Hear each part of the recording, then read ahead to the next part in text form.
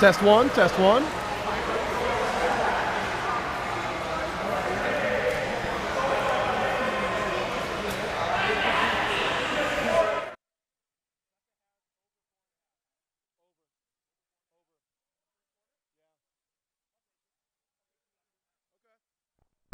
Test one, test one, test two, actually.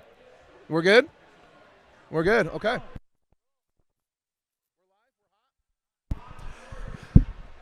Hello, everyone, and welcome to the Kearns Oka Park Fitness Center.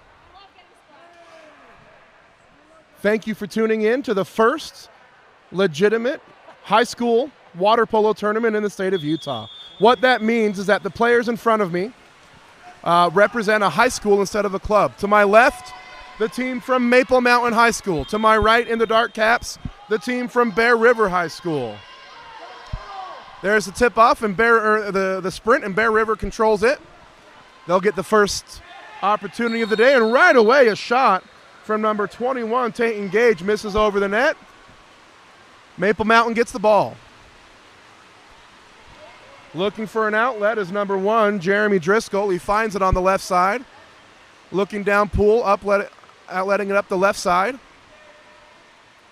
Back up top to the middle now, that's number 13, Joshua Silva, who puts it into the middle. Kyler Moulton has it, turns, he'll take the shot. Saved. And right away a penalty earned by number 3, Ethan Lai. So the reason that that's called, the goalie's not allowed to take the ball underwater to protect it or to hold it. So when a defensive player comes up and forces the ball underwater, that still counts as the goalie taking it down, and that's a penalty. But it's saved by the goalie, outlet left side. Bear River has the ball. It's great to see some high school water polo here in the state of Utah. Ball goes into the right corner. Looking for their center again. He took a strong shot in the first possession. This time they try to get it to him, but it's taken away. Maple Mountain on the counterattack now. He's all alone. He's got the ball. There's the shot, and there's the goal from number 11, Graydon Hunter. First goal of the game. Maple Mountain takes an early 1-0 lead.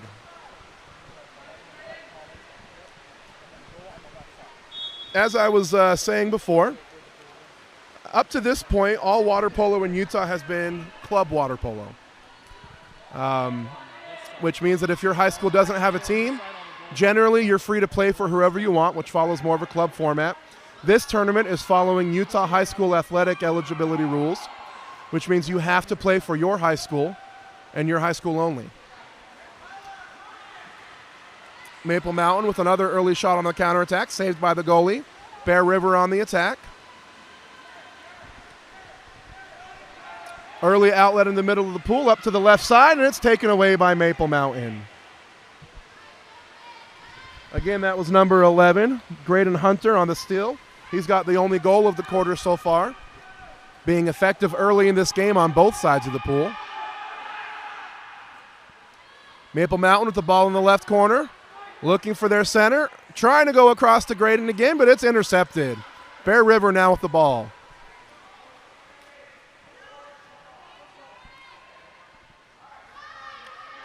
Bear River, ball on the left side, working it back. Turning around, looking for their center, not seeing it, goes across the pool, nearly goes out of bounds, but it's saved.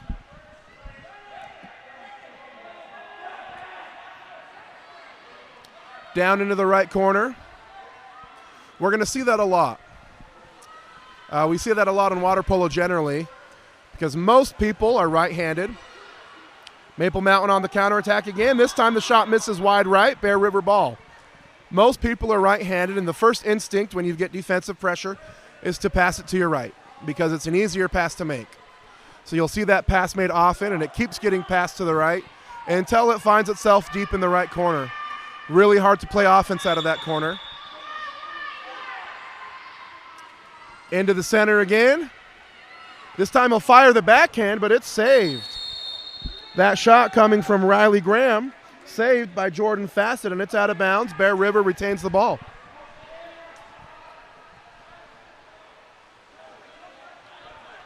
They'll take it in the corner. One of the new changes that was put into effect January 1st, 2020, we haven't had a lot of time to play with it yet, is that you are a live player from the corner, meaning once you put the ball in play, you're free to attack the cage, take a shot. Prior to that, you had to make a pass. Maple Mountain stole the ball but gave it right back to Bear River. They've got somebody open on the right post, but they're not going to find him. And there's another turnover, Maple Mountain ball. The deep pass down line, intercepted, taken away by Bear River. Fouled in the backcourt. Now they get it. They have numbers on the left side. That's Ashton Esplin sprinting up. They don't find him. Now they put the ball in their front court. Strong shot from Garrett Griffin is field blocked by Kyler Moulton. And now it's Maple Mountain with the ball again. And a chance to go up by 2.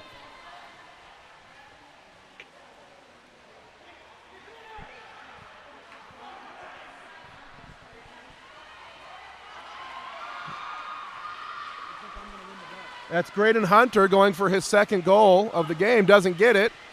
Puts pressure on the goalie, gets the ball back, and now he gets it. Graydon Hunter missed his first shot, didn't give up on it, made the extra effort, forced the pass out of the goalie's hands, took it right back and put it away. His second goal of the game, he's got 2. Maple Mountain up 2-0.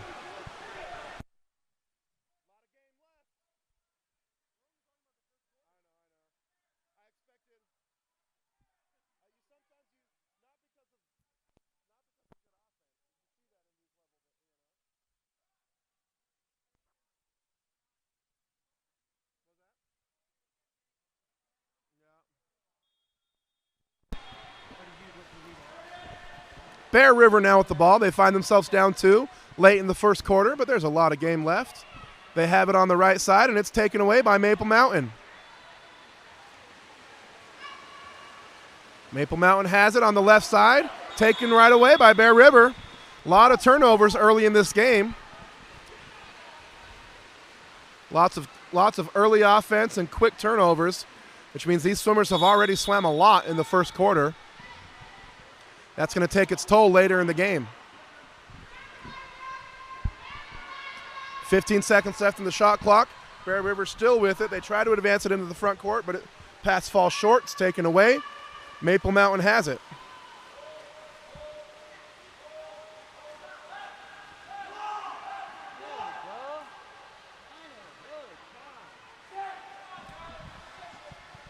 They find some space in front of the cage.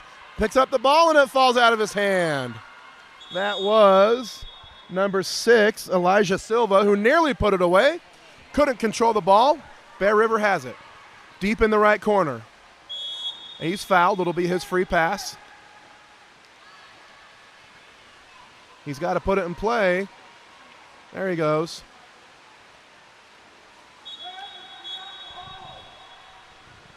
And we've got a turnover. That call going against number 3, Peter Ingleby. 30 seconds left in the first quarter. Maple Mountain has it. They're going to try to go up by 3.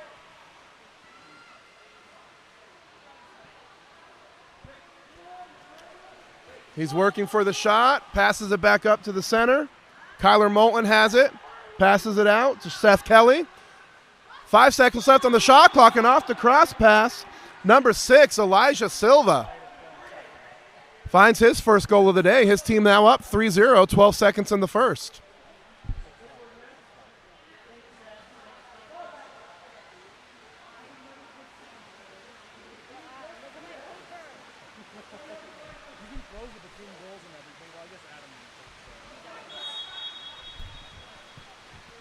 Ten seconds left in the first quarter here. Bear River's going to try to get a shot off and score their first goal of the game, and there it is.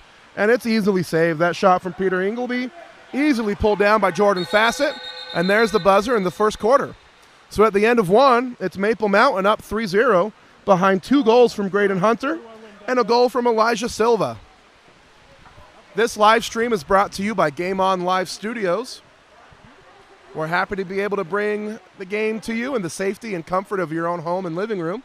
If you have live streaming needs of your own, go ahead and contact us. If you appreciate the live stream, like, share, subscribe. Second quarter coming up next.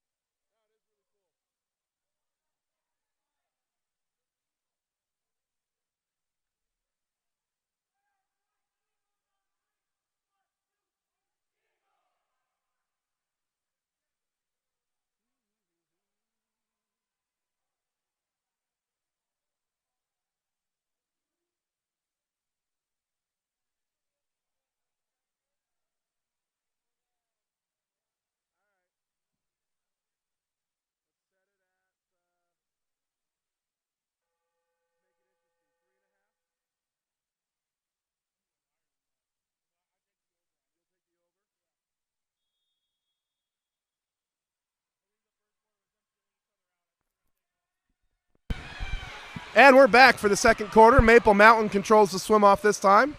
They'll start the second quarter with possession and a chance to go up by 4. They lead by 3 right now, but there's a lot of game left. Bear River could make a charge with behind their strong center play. Maple Mountain has the ball in the right corner. They pass it to the middle. That's Enoch Haycock with it. He puts it under the water. Bear River ball. Garrett Griffin has it. He goes down the line, but the pass is too strong, and it's taken away by Jordan Fassett. Nice steal from Fassett. Good anticipation on his part. Goalies can have a huge impact in this game, not just through blocking shots, but defensively and interfering with passes, exactly like we saw there. While I was explaining that, an exclusion going against number 16 White. That's Derek, his first exclusion of the game, and a power play opportunity for Bear River. Let's see if they put this one away, and they do. Number 5, Garrett Griffin, scores.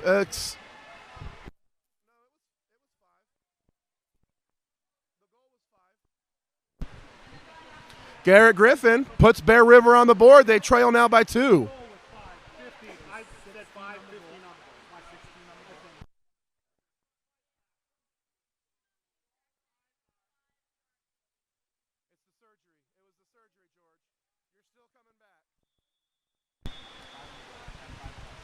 Maple Mountain now up by 2. Bear River closing the gap a little bit. Maple Mountain will look to respond.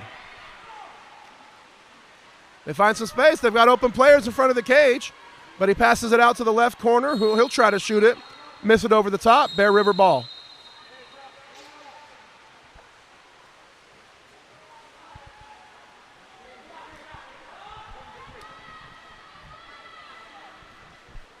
Peter Ingleby has it. Looking into the center, a huge rainbow pass finds its way to Tate Gage. He'll turn and take the shot. Another save by Fassett.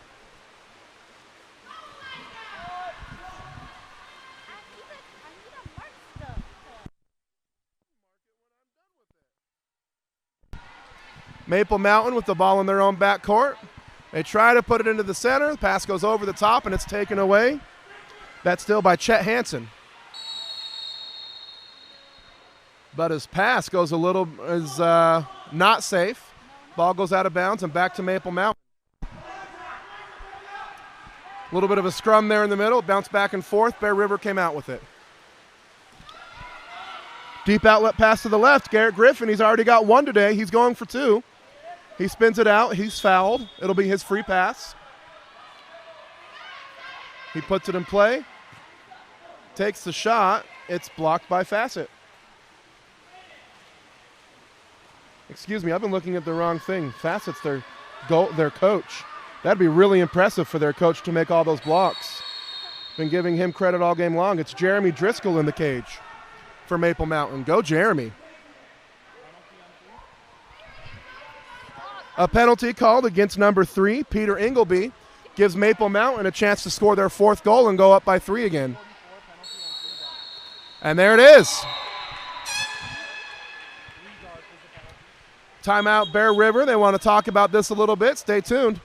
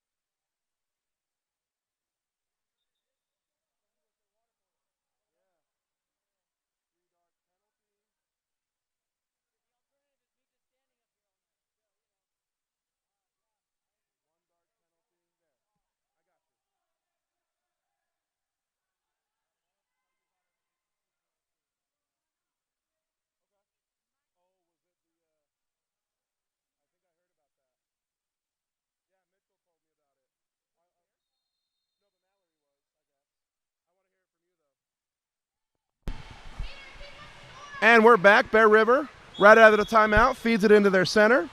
That's Riley Orem in the center. He misses it over the top of the cage. They've gone into the center several times already this game. They're getting good shots, but they haven't been able to find the back of the net yet. Bear River steals the ball. They get another chance here. They trail by 3. Foul in the backcourt.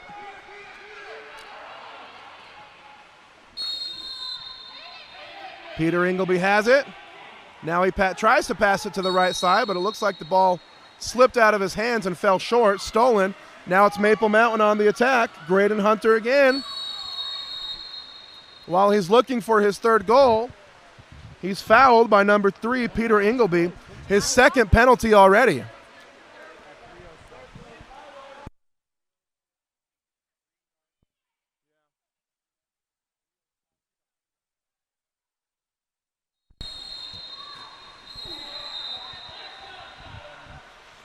Nearly saved, but another goal, another penalty. This one by number 7, Kyler Moulton, again, off the penalty. That's 2 goals, both off of penalties for him this quarter. Maple Mountain stretches their lead to 4. They lead it now 5-1. Bear River is going to not only have to find a way to generate some offense, but also cut back on their penalties and exclusions. 2 of Maple Mountain's goals have come off of penalties. Bear River has the ball, looking for their center again. They put it into the right corner. We talked about that earlier. Really hard to play offense out of that right corner. But the ball goes there a lot because that's the comfortable pass for a right-handed player. They find their center, try to go over the top. It doesn't find the back of the net. That was Brandon Webick on the try. The save from Driscoll outlets it to the right side. Down deep into the right corner. Seth Kelly has it. He doesn't watch his blind side, and it's taken away. Bear River ball.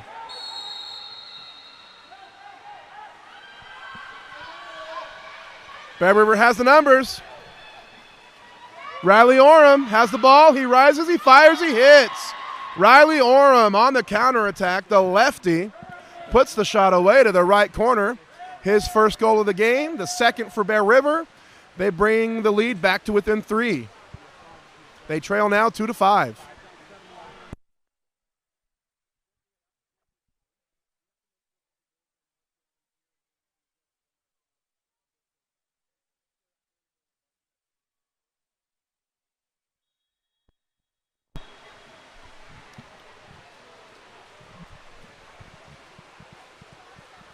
Maple Mountain with the ball. They're working on the left side.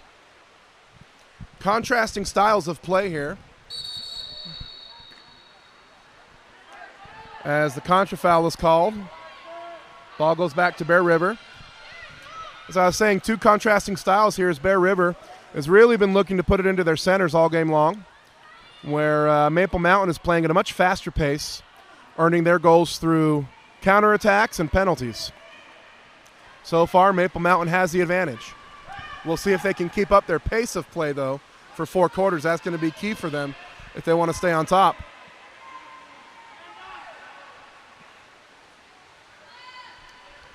Maple Mountain with the ball on the left side. This is where they struggle, is once the counterattack stops. They haven't found much offense in the half court.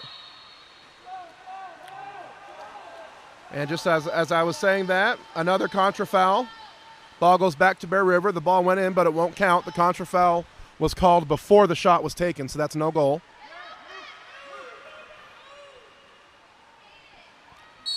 Bear River with the ball on the right side. They put it into the right corner. They go into the middle of the pool. They find the center. He's got the ball. He's got the moves. He misses wide left. Good opportunity there for them to pull back to within 2. Shot just missing to the left side of the cage. A minute left in the second quarter. Maple Mountain with the ball.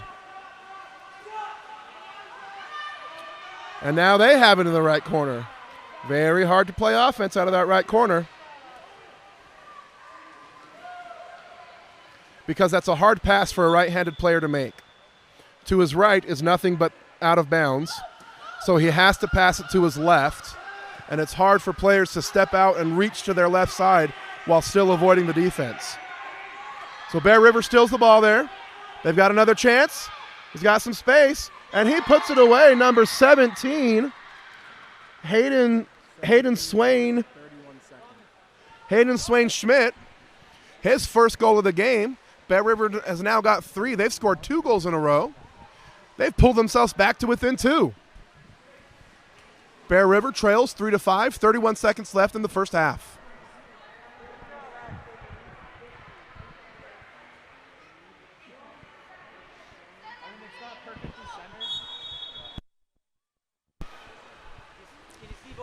Maple Mountain has it. They've allowed 2 goals unanswered. Let's see if they can answer one here, or if Bear River will keep this momentum to end the half. Maple Mountain has it on the left side. Now they cross it to the right, but they're not finding anything. Foul at half tank. Now they put it into the left corner. There's the drive. He's open in the middle of the pool. Are they going to find him? He doesn't. Instead, he shoots. It's off the crossbar, and that'll end the first half. So Bear River with all the momentum to close the first half. They trailed by 4. Now they trail only by 2. It's 5-3, Maple Mountain with the advantage. Second half coming up next.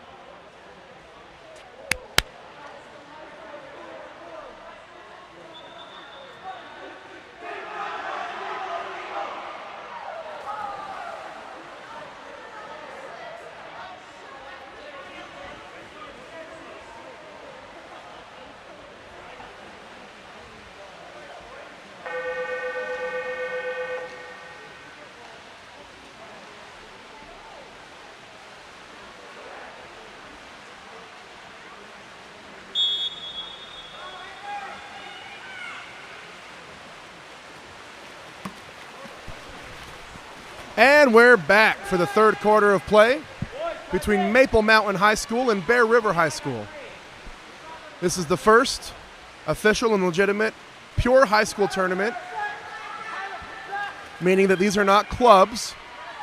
Each player here represents their high school, goes to their high school, or is a freshman at a junior high feeding into their high school. This is one of 2 tournaments we'll have this spring. that will get us ready for next fall season, which is going to be the first official high school season in the state of Utah. The way it will work, as I said, each player will play for their high school. There will be a separate league for players whose high school don't have a team, but they won't be able to compete with other high schools. But there will be an opportunity for everybody to play next fall. Another shot out of the center for Bear River as they're going to continue their center-focused offense.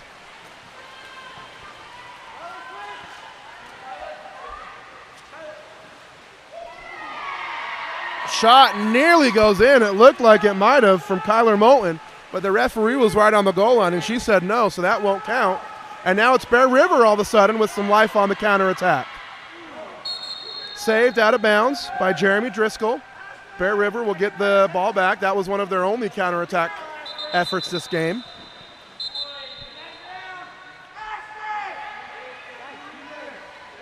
I personally am really excited to see a high school league.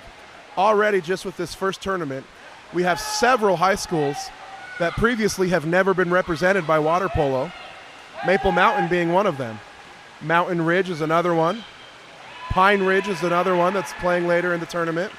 All schools that have never been represented in Utah water polo, but under a high school format, they have enough players for their own team.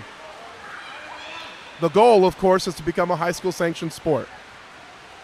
The first step to that is having a clear and independently functioning high school league. So that's what we'll be attempting this fall, and I am very excited for it. Maple Mountain with the ball in the right corner. The shot from the right corner falls short, but on the rebound is number 7, Kyler Moulton. He scored 2 goals in the second, and he's got his 3rd goal here in the 3rd. He stretches the lead back up to 3. Maple Mountain on top, 6-3. A little bit of good luck there for Maple Mountain, as I'm pretty sure that was a shot coming out of the right corner. The shot missed, but Kyler was there for the rebound. Bear River with the ball in the right corner. Now they cross it, they find the center. Big lefty's not able to get the shot off. It's taken away by Maple Mountain, and they're off to the races. Keegan Gibbs has it. He outswims his defenders, passes it up to Moulton again. This time it's saved by Joshua Levitt. Good save there by Levitt, taking the momentum away from Maple Mountain. But his pass falls short. It's taken away. Maple Mountain has it. Graydon Hunter tried to pass it to teammate Kyler Moulton. Pass was off the mark and taken away. Shot doesn't count. Bear River has the ball.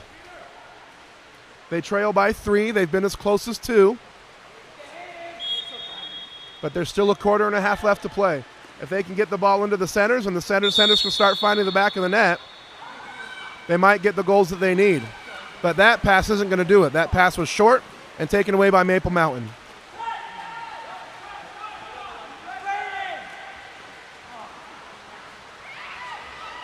I don't know how that pass got there, but it did. Right through the hands of several defenders. Graydon Hunter found it, but couldn't get it off the water. Now Bear River has it on the counterattack. Garrett Griffin takes the early shot.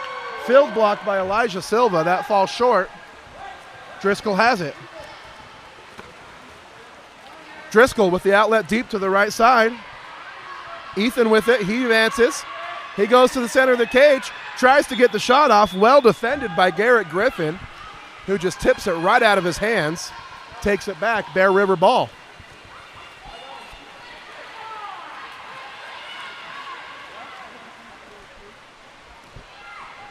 Bear River has it. They're down by 3. And we've got a contra foul in the center. That gives the ball back to Maple Mountain. And another counterattack opportunity. Graydon Hunter sliding out left with it, gets fouled. He centers it to Elijah Silva. He's blocked. What a save by Joshua Levitt. He gets his own rebound, passes it back out. Joshua Silva, and he finds the back of the net. The brotherly connection there from Elijah to Joshua Silva, giving Josh his first goal of the game. He stretches the lead out to 4. That matches their largest lead of the game. Maple Mountain is starting to take a little bit of control here. Late in the third quarter, they lead it 7-3.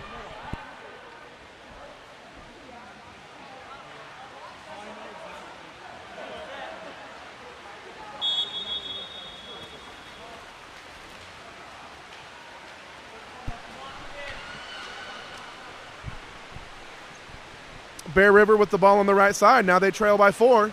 They get it into their center, and he misses wide right.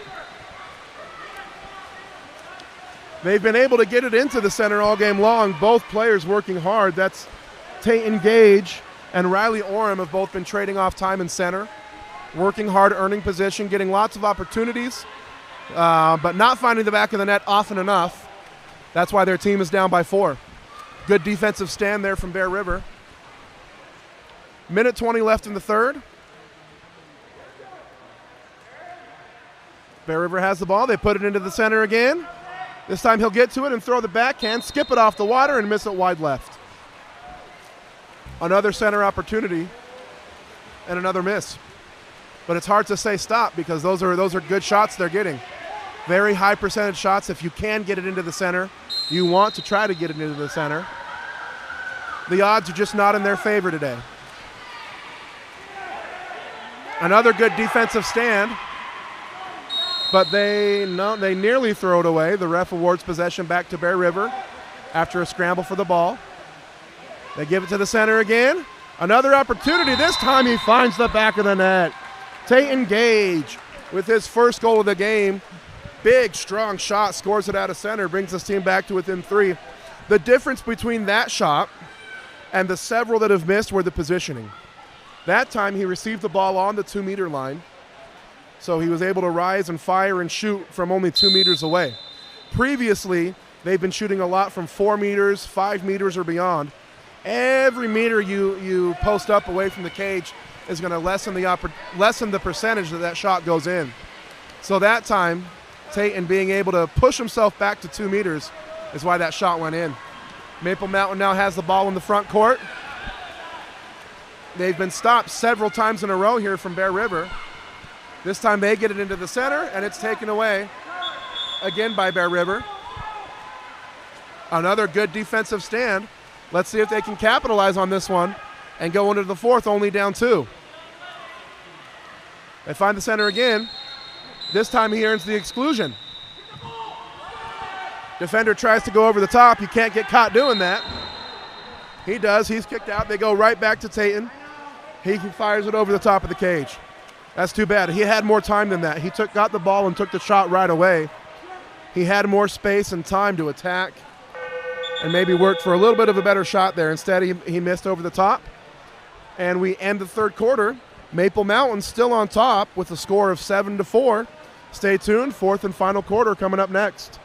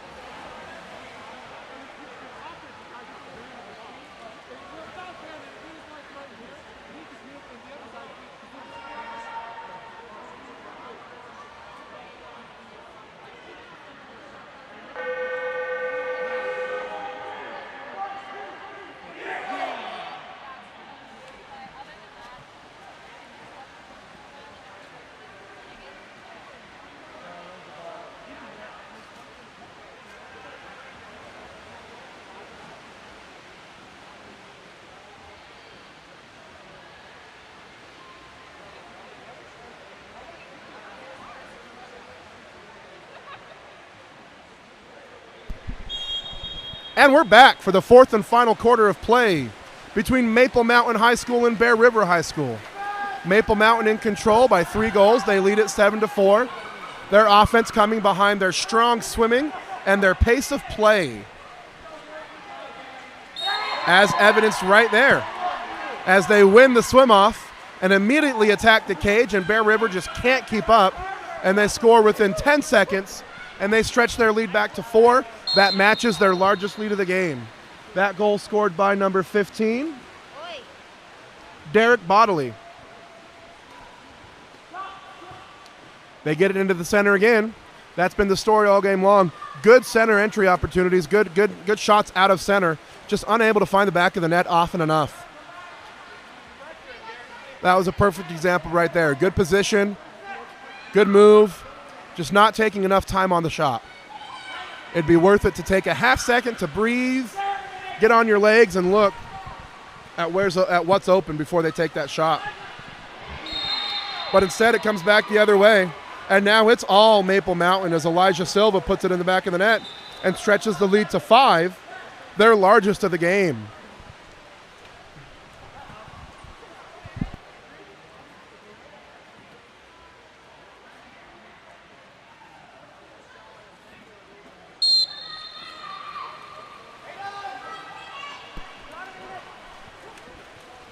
Bear River has the ball.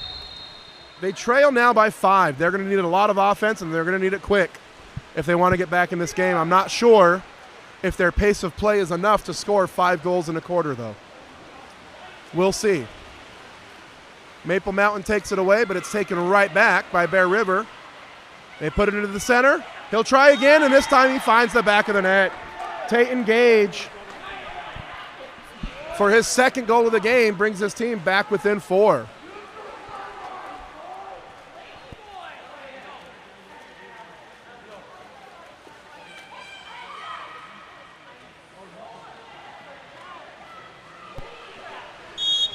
Well, and they're within 4. If they can keep this pace up, scoring a goal a minute while not allowing any on the defensive end, they can come back. But Maple Mountain plays fast.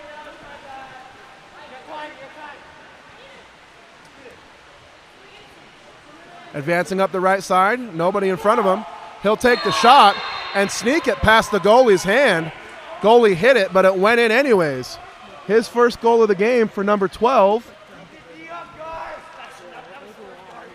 Enoch Haycock. Stretches the lead back to 5. Still 4.5 minutes left to play. Bear River fouled in their own backcourt. And an exclusion foul called for interfering on the free pass.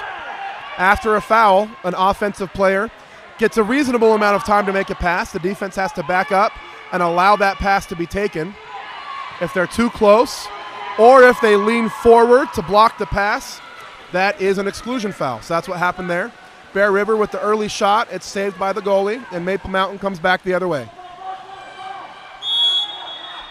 Driscoll in the cage for Maple Mountain has been very influential this game.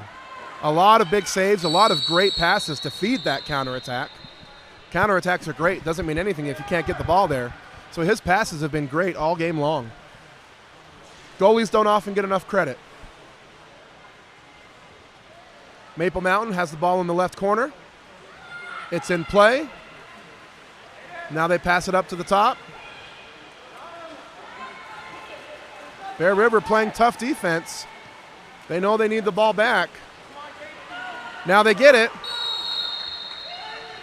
They've got an open man on the right side. Are they going to see him? They do. Pass falls a little short, though. He has to swim out to the side, and that'll allow the defense to catch up, but he'll advance anyway and earn the penalty. Nope, not a penalty. An exclusion call. I expected a penalty looking at that, but it'll be an exclusion foul instead. And now Bear River hesitant to shoot.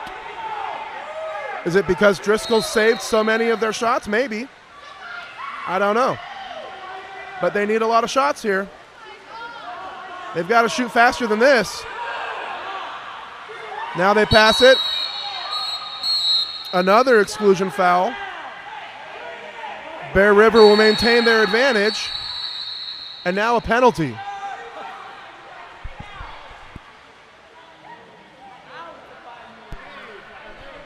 That penalty going against number 11. The penalty foul was called because he did not make a good enough effort to get out of the field of play after the exclusion. When you're excluded, you must immediately proceed toward the exclusion area. If you are not, or if you're not advancing fast enough, it's a penalty foul. That's what we saw there. But that penalty shot, a golden opportunity for Bear River, misses over the top of the cage. The reason for that may be that the players are tired. Maple Mountain has kept up a very fast pace of play all game long. Bear River really has struggled to keep up. And the more tired you get, that's what you're going to start to see out of your shots. The legs are tired, the arms are tired, and the shots start to miss. So I wouldn't call that miss random. I would credit that to the fast pace of play from Maple Mountain, and they're still pushing the tempo. Another counterattack opportunity here for Maple Mountain. This one saved. Rebound comes back, and now they put it in the back of the net. That's Graydon Hunter. His third goal of the game on the second effort off the counterattack. Puts his team up by 6, the largest lead of the game, and I think that might be it. With 2.5 minutes left to play, Maple Mountains is now in the lead by 6.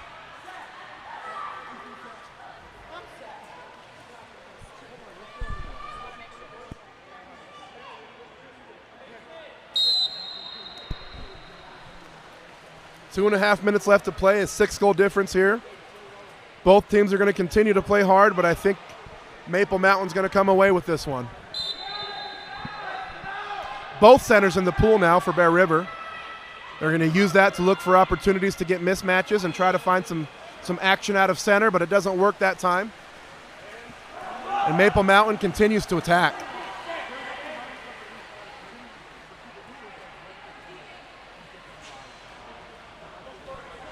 That shot off the crossbar bounces to the left. Bear River recovers.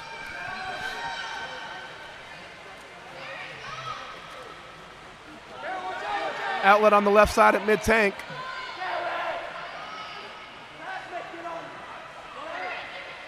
He keeps the ball alive and gets the shot off. Impressive. 2 defenders jumping on him there, but he's able to step to his right, keep the play alive, take the shot, and just miss it off the crossbar. Maple Mountain with the ball. The errant pass falls short. They're racing for it. Bear River comes up with it. Pass to the goalie is a little bit unsafe, though. Braden makes a play for it. Bear River comes up with it. Just under a minute and a half left to play. That 50-50 pass, they're still fighting for it. Still fighting for it. And now the ref awards it to Bear River. That took a lot of time off the clock for Bear River. That's not something they wanted to do. An exclusion foul called against number 14, and another power play opportunity for Bear River. Let's see if they can capitalize on this one. They need to, though it still won't be enough. But it will at least soften the blow here, as Maple Mountain is going to come away with the victory. Tate Engage attacks and puts it away. He's got 3 goals all in the second half here for Bear River. He's got half the goals for his team. He was quiet in the first half, but he's come alive in the second half, and especially this fourth quarter. But it'll be too little, too late. Both teams now have made some substitutions and cleared their benches. 52 seconds left to play. Maple Mountain by 5.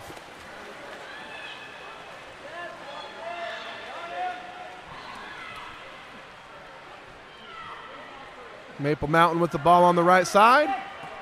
Tries to go to his teammate in the middle, but the pass is too strong. Bear River recovers. Now they've got a counterattack opportunity. He's open. He's all alone. He's got the ball. He earns the penalty. Keegan Gibbs. Keegan Gibbs on the penalty. That call going against 11 White. That is, I believe that's Braden. No, sorry, Graydon.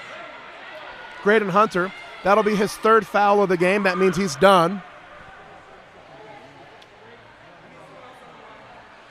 Keegan steps up to take his own penalty shot.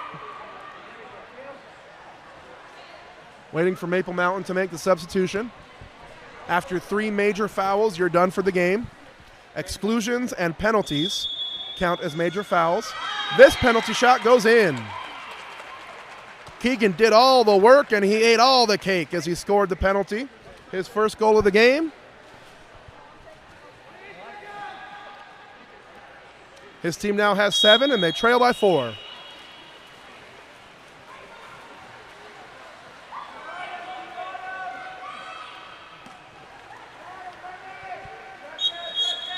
Contra foul. Great effort here by Bear River in the last half of this quarter. Tate Gage again on the counterattack. Tries to pick the ball up but brings it right across the face of the defender and it's taken away. And with 5 seconds left, that'll be the game. Great last minute effort there by Bear River, but it was too little too late. The game ends with Maple Mountain winning by a score of 11-7. Congratulations to both teams. Next up is a women's game between, it looks like, Maple Mountain and Bear River again. Stay tuned, that game coming up next.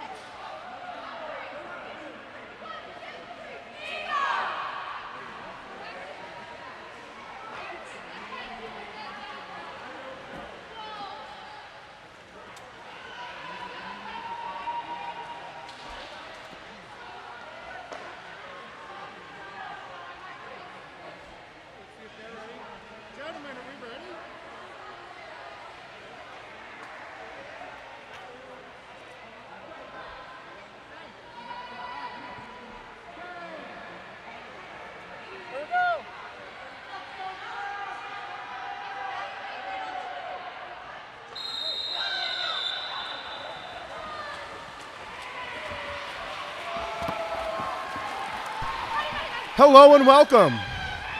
Or hello and welcome back if you were here for the first game. Again, same teams, but now it's the women from Maple Mountain and Bear River. Bear River won the swim-off. Maple Mountain stole it. Bear River stole it again. Maple Mountain stole it again. And now it's back to Maple Mountain. So already several turnovers in just the first 20 seconds of play. Maple Mountain now has it in the right corner. And another contra foul. This one goes against Maple Mountain. Bear River has the ball. They're on the counterattack. Early in the game, it's number 7, Madison. And she finds the back of the net. That's Madison Mickelson with the speed, turns on the afterburners, and puts away the first goal of the game for Bear River. Gives her team the 1-goal advantage. Let's see how Maple Mountain responds. The style of play was opposite in the boys' game, with Maple Mountain really controlling the pace and Bear River struggling to keep up. But so far, it's Bear River in control.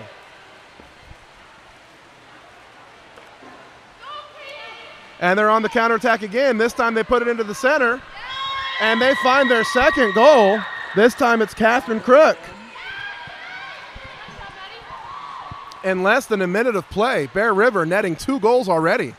They lead it 2-0.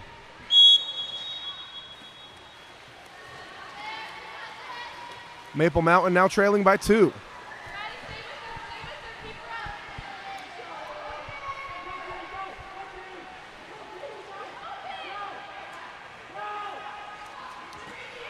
Wow! And the outside sniper. She looked left, there was nobody there. She looked right, there was nobody there. So she said, fine, I'll do it myself. And she fires from 8 meters and finds the back of the net. That's number 15. Aspen Clyde puts a goal on the board and brings her team within 1. And Aspen again, this time on the defensive end, jumping the lane, stealing the ball, and she's off. Passes the ball left. Lots of action there from Maple Mountain, and there's an exclusion foul going against Bear River. Maple Mountain now with the power play opportunity and the chance to tie it up.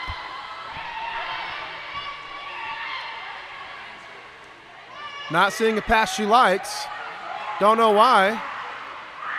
Lots of open people. Now she puts it up to Aspen. They better get in her face. Aspen passes it to the right side. Down deep into the right corner. Now there's the shot. It misses wide left, but Maple Mountain is there on the rebound. The second shot doesn't go in. Angle was off. Bear River recovers.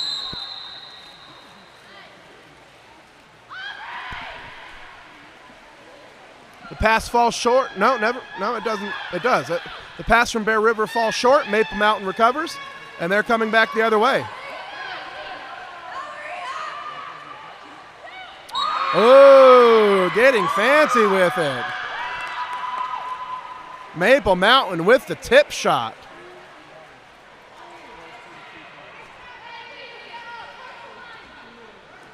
That goal by number 2 White. Rayleigh back. Her first of the game. Ties it up. We're 2-all. Something to keep an eye on here. As I look to my right, I see 2 subs for Bear River. As I look to my left, I see an empty bench for Maple Mountain. We'll see how that affects the game later in the 3rd and 4th periods.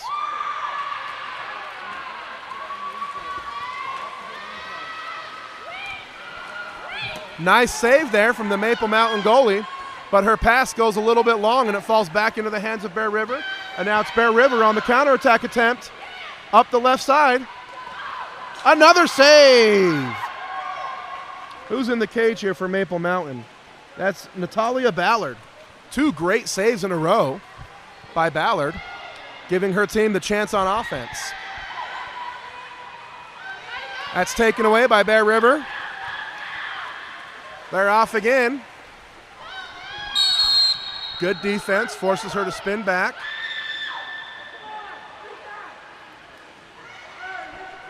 Defends that pass well. and it's taken away by Maple Mountain.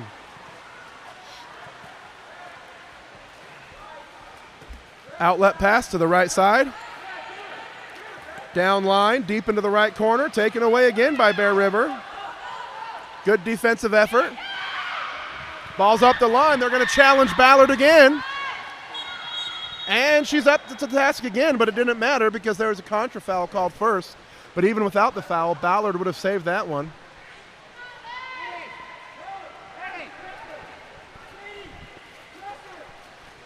That was an impressive save. It won't count statistically, but that shot was going to the corner, and she got two hands on it. Nice effort there from Ballard. Maple Mountain tries to go to the center, but the defender read that like a Harry Potter book and took it away. Bear River challenging Ballard again. This time they sneak it past her for the first time in 4 attempts. And now they go up on top. They lead it 3-2. That goal coming from number 11, Catherine Crook, her second of the game.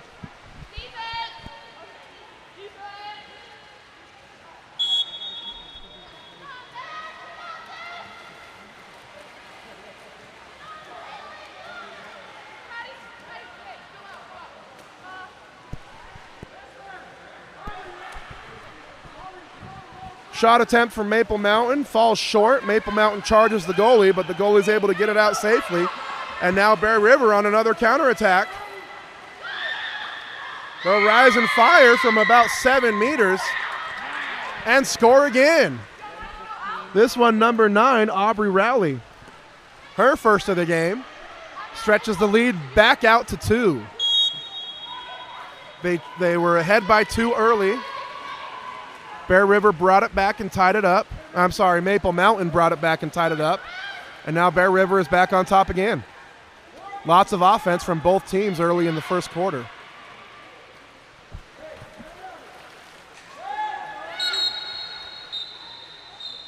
An exclusion foul. That goes against Bear River. She better give the ball back. She didn't. She was a little bit confused there. So that call went against Bear River. Power play scored by number 2. I'll explain what happened in a minute here. That power play scored by number 2, Rayleigh Back, brings it back to within 1. So, right as Bear River stole the ball, there was an exclusion foul called. That means possession goes back to Maple Mountain. But the player from Bear River who had the ball in her hands didn't know what was going on, thought the call was for her team. So kept control of the ball rather than giving it back to Maple Mountain as she should have. And so that's another exclusion foul. And that's what happened there. Maple Mountain doing a good job capitalizing on that. As I was explaining that, a few back and forth possessions there end with another Bear River goal by number 11, Catherine Crook. She's got the hat trick in the first quarter and puts her team on top 5-3.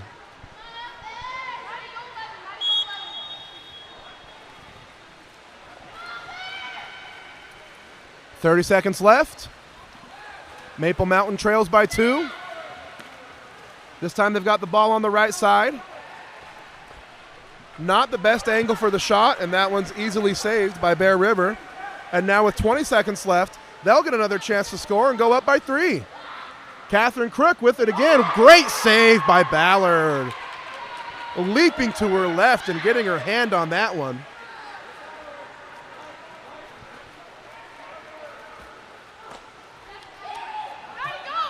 Ballard takes the shot. It falls just a little bit short, and that'll be the first. So after 1 quarter, it's Bear River on top 5-3 in what's been a fast-paced, high-scoring game so far. Bear River led by 3 goals from Catherine Crook. Maple Mountain is being led defensively by the strong play from their goalie, Natalia Ballard. Stay tuned, second quarter coming up next.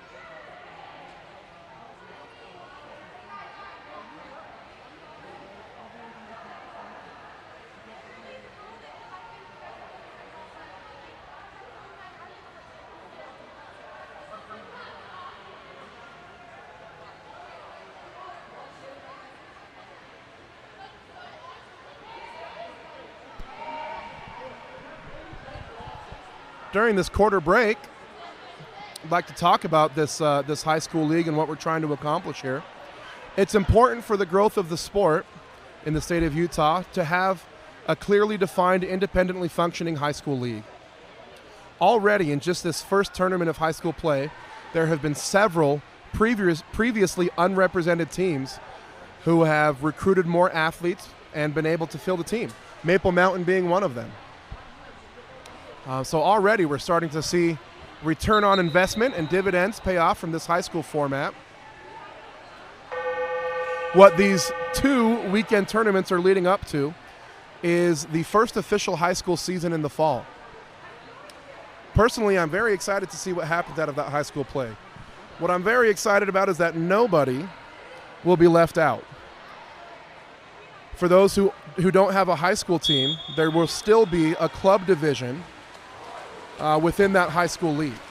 So everybody who wants to play will have an opportunity to play in the fall high school league. A lot of effort, a lot of great minds have come together to make that high school league happen. A lot of credit goes to Brad Piercy and Sean Stringham, who have been instrumental in bringing the league to the point where it is now, where a high school league has become more than just a hope, but an actual reality.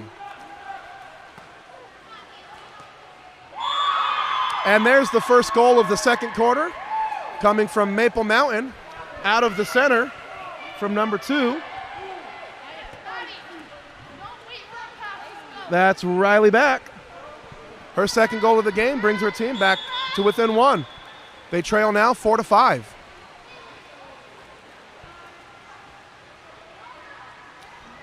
I was talking to local coach Michael Goldhart just last weekend, who coaches Harriman Water Polo Club. That ball goes out of bounds. It'll come back to Bear River. Coaches Harriman Water Polo Club and had a Harriman high school team available for this tournament. He had 4 female athletes from Mountain Ridge that also plays in his Harriman Water Polo Club. Not enough for their own high school team, but they wanted one. So what did they do? They went to their school and they talked to all of their friends and all of the swim team. They were able to recruit 4 new players, and now Mountain Ridge girls have a team. That's the type of growth that this high school format is lending to. Maple Mountain now with the ball in the left corner.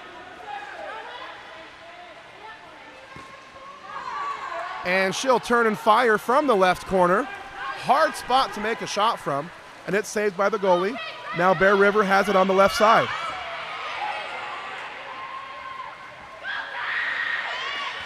Catherine Crook fires from the right post, bounces it off the crossbar.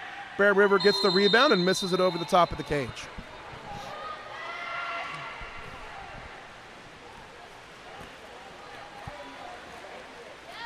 Maple Mountain gives the ball right back to Bear River. They'll have another opportunity here to stretch out their lead. Deep pass goes over the hands of the defender. Catherine Crook finds it, but it's saved again by Ballard.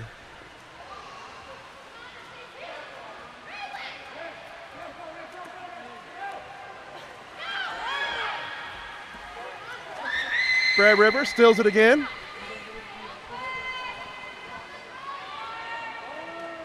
And this time they connect. Strong shot from number 18. That's Reagan Turleson, who gets on her legs at about 4 meters and fired that one into the back of the net with authority. She puts her team on top by 2. They lead it now 6-4. Why do we want a high school league is a question we've been hearing. One of the biggest obstacles to the growth of water polo in Utah is lack of pool space. And along with that, lack of coaches and funding.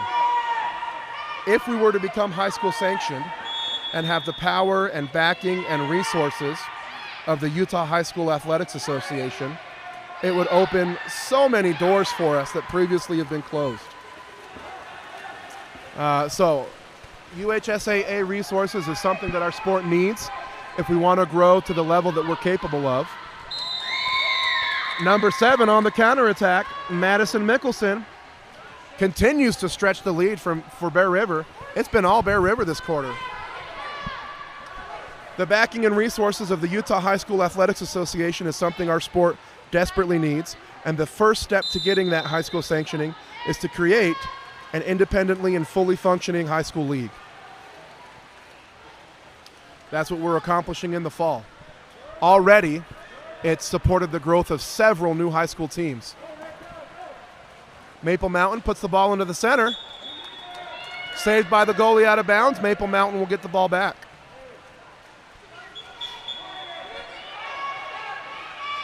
But what's important to understand is that for our high school fall league, divisions are being created so that nobody will be left out. Everybody will be able to play water polo in the fall.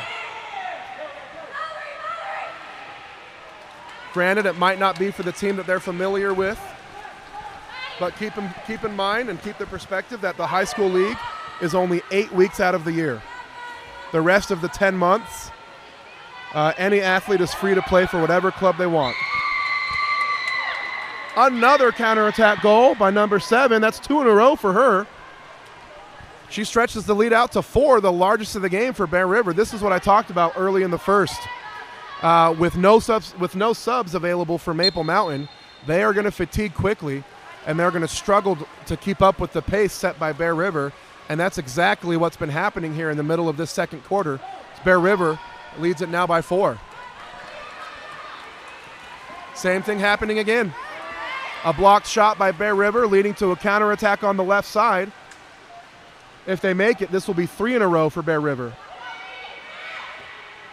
This one saved by Ballard. Maple Mountain looks tired, and you can't blame them. Water polo is one of the most, if not the most, physical demanding sport there is. It's consistently ranked in the top 5 by productions and associations that compare sports. So to play an entire game is, it's hard. But number 2, that's Riley back again, is not making any excuses as she scores her 4th goal of the game. Brings her team back within 3. They may be tired, but they're playing hard.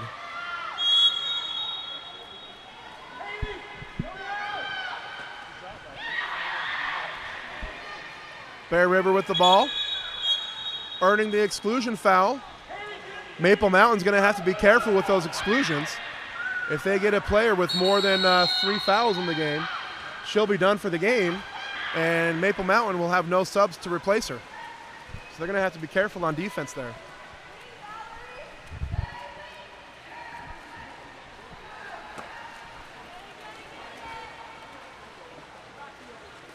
Maple Mountain with the ball in the right corner. Got position in center. They find her. Great position, but she rushes the shot. Too bad. She had inside water. Great position there. And instead of getting on her legs and finishing the strong, tried to push it into the cage, and it fell short. But Maple Mountain stole the outlet pass. They get it back and another chance to score. Again with the ball in the right corner. That's a hard spot to play water polo out of. Another stolen outlet pass. Maple Mountain with another chance. Let's see what they do with it. They put it into the center. 50-50 pass. It's almost taken away. They're fighting for it. Maple Mountain comes up with it, but puts it under the water. It'll go back to Bear River. Catherine Crook is all alone. Ballard made a good attempt on it. She got a finger on it, but it went in. Catherine Crook with her 4th goal of the game, her 1st in the second quarter after scoring 3 in the first. Puts Maple Mountain back on, Bear River back on top by 4.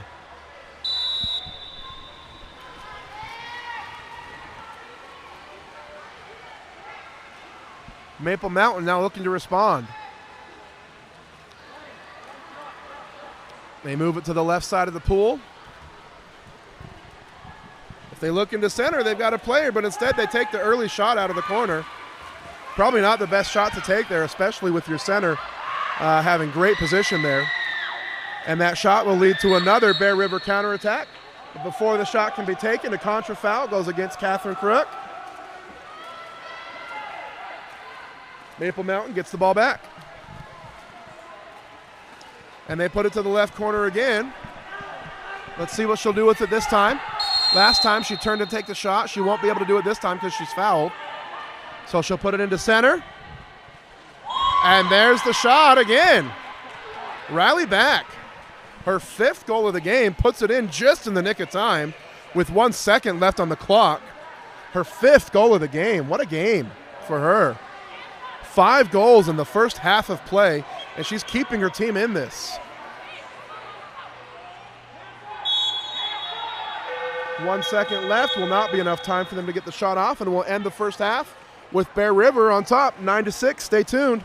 Second half coming up next.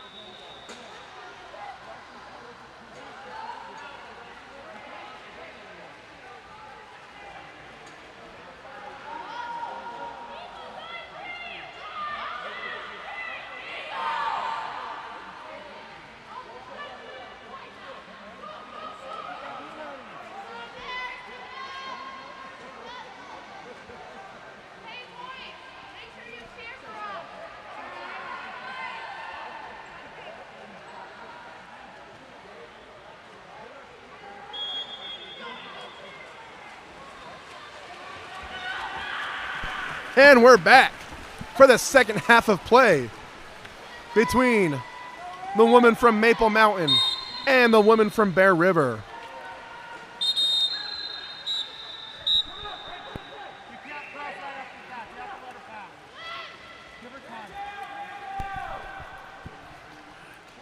Early exclusion foul going against Maple Mountain is going to give Bear River the power play opportunity.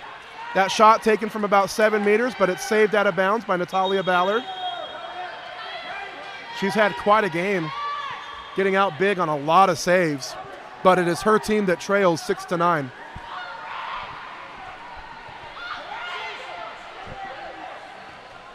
Bear River shoots the ball out of the corner. You can do that now. That was one of the rule changes put into effect January 1st, 2020. We didn't have a lot of opportunity to play with it, obviously, with COVID-19. But out of a corner throw, once you put the ball in play, you're a live player, meaning you can attack the cage and shoot if the fancy hits you. It used to be that you had to pass it out of the corner, but now shooting is an option. Maple Mountain comes back the other way, and they score out of the corner, and they bring it back to within 2.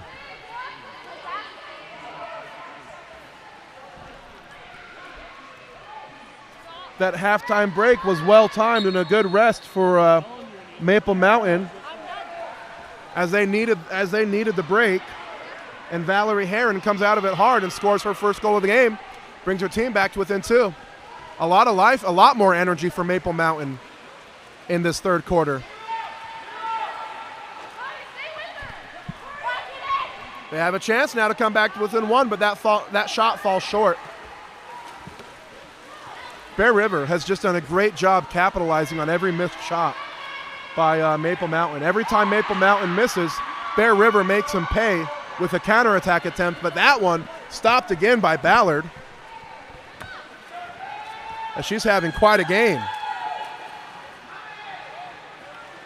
Maple Mountain with the ball in the left corner. They put it into the center. Pass falls a little short, but she comes up with it. And that time takes the shot with her right hand, but it's saved. And another missed shot by Maple Mountain leads to another counterattack by Bear River and another block by Natalia Ballard. I swear I've seen this movie before. That's been happening all game long. Counterattacks by Bear River, blocks by Ballard. Another center opportunity for Riley Back, this time with the left hand. Wow. She scores with the left, she scores with the right, she scores her 6th goal of the game. Riley Back brings her team to within 1 with 3:54 left to play in the third.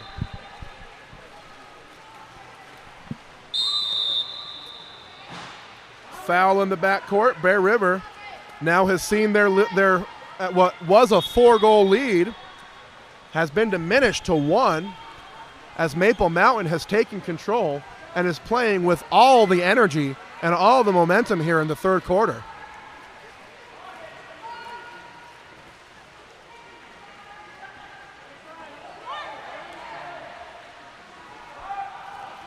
Maple Mountain with the ball on the left side. They put it down into the left corner. They've got it. They've got Back in the center again. Give it to her. She's hot. They do, but not in enough time. The shot went in. That's too bad. If they had gotten it to her just a second earlier, that would have been another goal, and they would have tied it up. Instead, the shot clock went out. And that missed shot leads to, guess what? A Bear River counterattack opportunity, and this time they find the back of the net. Catherine Crook puts it away and brings her team back on top by 2.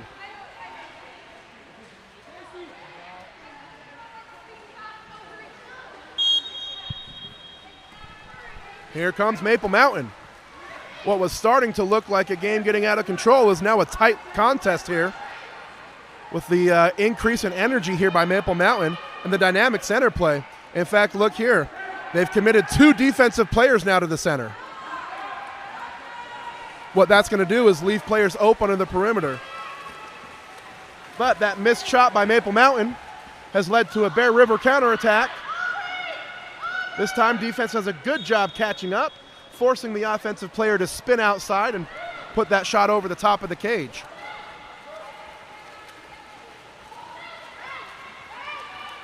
Here comes Maple Mountain. Outlet to the left side. As she tries to turn the corner, it's taken away by Bear River. Another Bear River counterattack. Melody Anderson this time sprinting up the right side. She'll take the shot, saved by Ballard. She's getting out really high on those blocks, consistently getting out to her hips. Great effort by Natalia Ballard.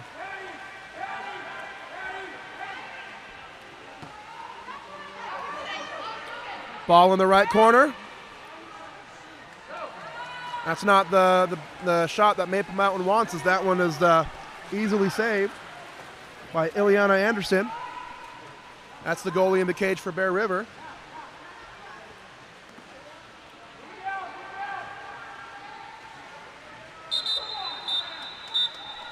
Nice move, though, by Reagan Turson as she turns the corner and earns the exclusion foul and the penalty the power play opportunity for Bear River.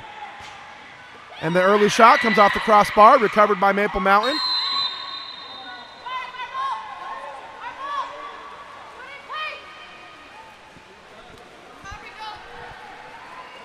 Maple Mountain with it, advancing up the right side, but it's taken away by Bear River. No counterattack as Riley Back was already there coming in out of the exclusion box. So they'll be at even strength here. That shot nearly goes in, took Ballard by surprise, but she was quick enough to get a hand on it. And her outlet pass is off the mark, taken away by Bear River. Fatigue starting to set in again here for Maple Mountain. They came out in that third quarter with a lot of energy. That shot misses wide left. They came out in the third quarter with a lot of energy for about 3-4 minutes. Brought themselves to within one, but now they've slowed down again as the fatigue has started to set in. We'll see if they can regroup and mount another charge to start the fourth. 40 seconds here left in the third quarter. That ball taken away by Bear River. And Ashley tries to swim it out to safety, swims it out to the goal line instead. It's out of bounds. Maple Mountain will get the ball back with 32 seconds left in the quarter. They try to go to teammate Riley Back, who's been hot this quarter, but that pass is taken away. Bear River gets it. Bear River has keyed in on Riley Back as she scored 6 out of her team's 8 goals. They've started to double and triple team her here.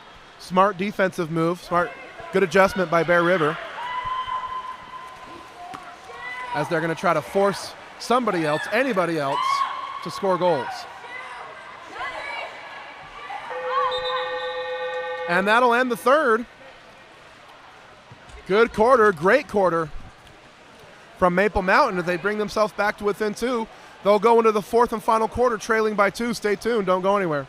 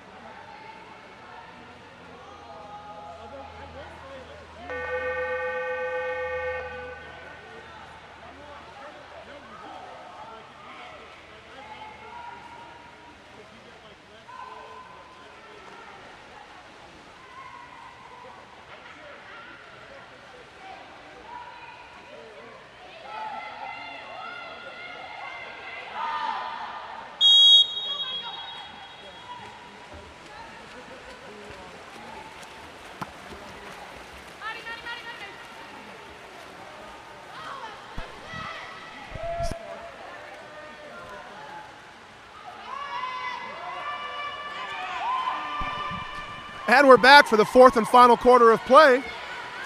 Maple Mountain again coming out hard and able to convert and score. is number 15.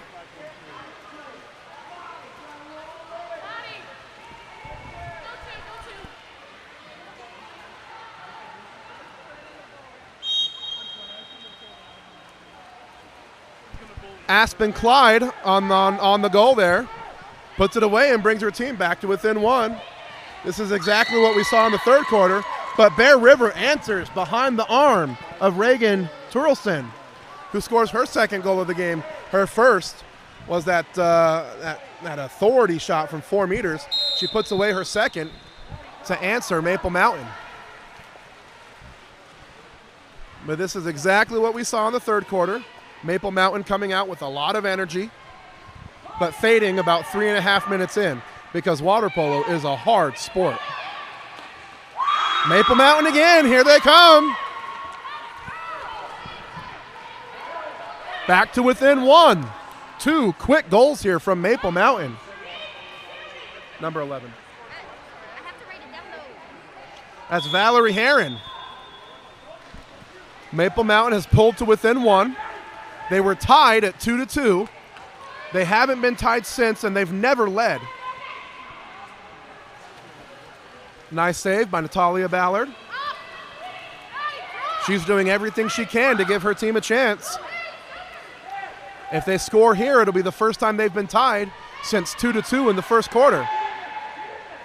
Uh-oh. They've got Riley back in the center. They give her the ball, but the pass is off the mark. Riley's able to make an attempt on it, but doesn't find the back of the net. And now it's Bear River on the counterattack.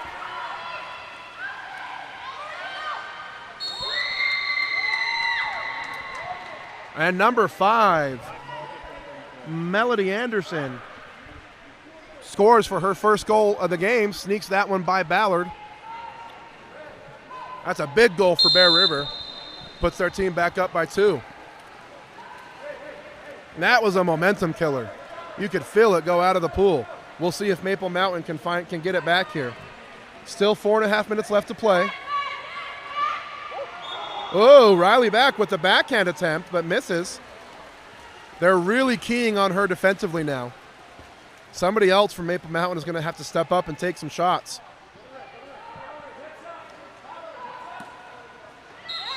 Nice, Well, was almost a steal there, but was awarded back to Bear River. Shot slips out of her hand there. Good opportunity. She was at 6 meters, just outside the post. Good opportunity. The shot slipped out of her hands and fell short. Here comes Maple Mountain. Down by 2. They've been as close as 1, but they've not been able to tie it up here in the second half. Ball in the right corner. It'll be a free pass. She puts it into set. Riley back, kicks it out with the left. And just unable to control the ball is Maple Mountain. And that'll be the shot clock. That goal will not count as the shot clock had expired first.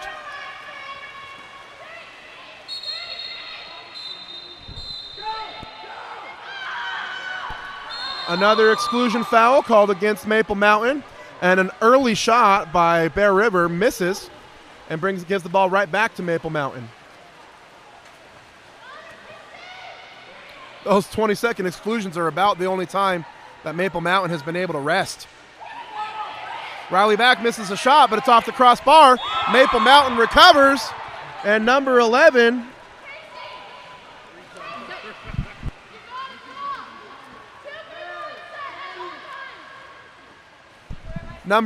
Valerie Herron gets the rebound and puts it away. Her second goal of the quarter brings her team back to within 1.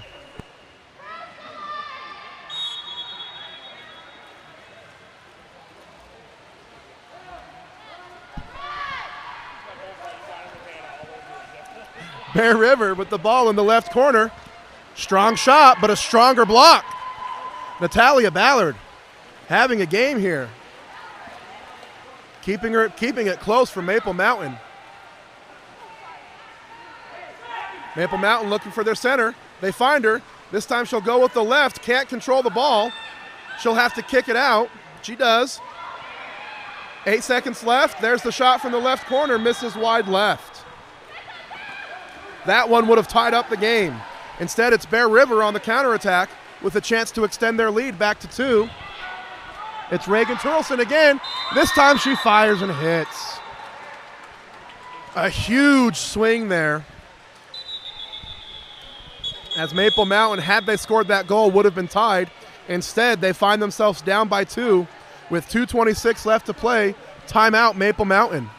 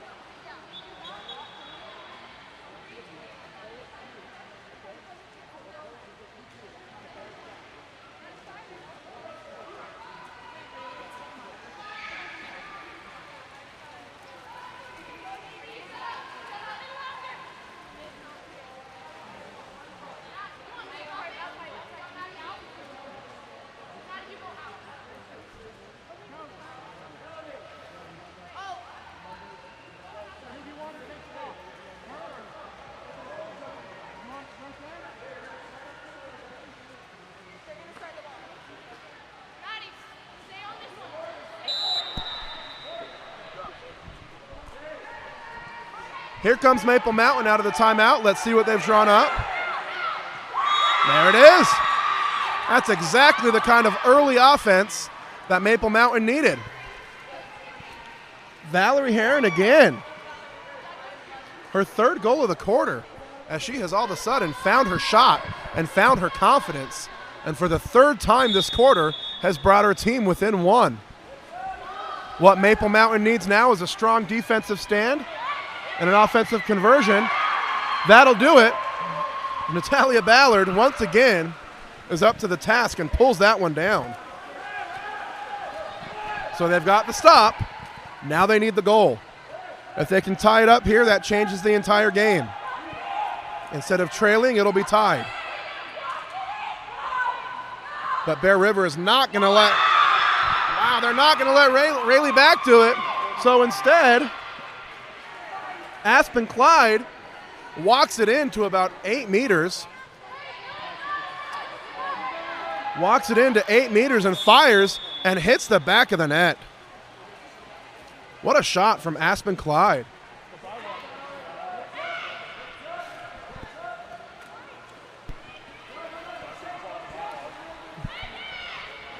Huge goal there from Aspen Clyde. Ties it up. Now all of a sudden it's Bear River playing with desperation as they've led comfortably this whole game and now find themselves tied. 1.5 minutes left.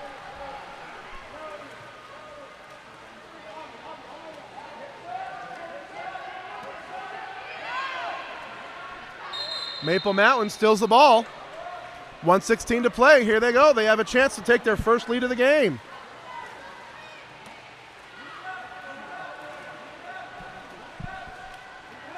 Aspen Clyde, she scored the last goal for Maple Mountain. This time she's fouled.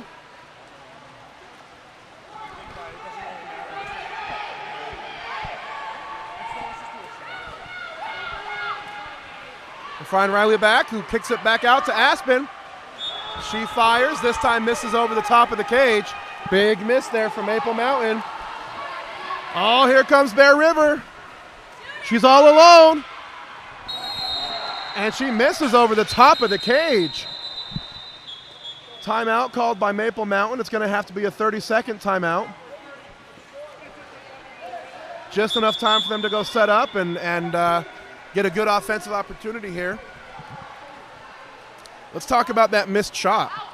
It may have been because Natalia Ballard has been blocking just about everything that's come her way. So, with the one-on-nobody opportunity, could have been that the shooter was just a little bit intimidated and took that lob shot instead. Shot from the left corner, bounces the crossbar. Riley back, charges for the rebound, puts the ball under the water and earns the penalty. A huge opportunity for Maple Mountain. There's the shot, and it's in! Wow! Maple Mountain with their first lead of the game with 33 seconds in the fourth quarter. They lead at 14-13. Timeout, Bear River, as they all of a sudden find themselves in desperation mode.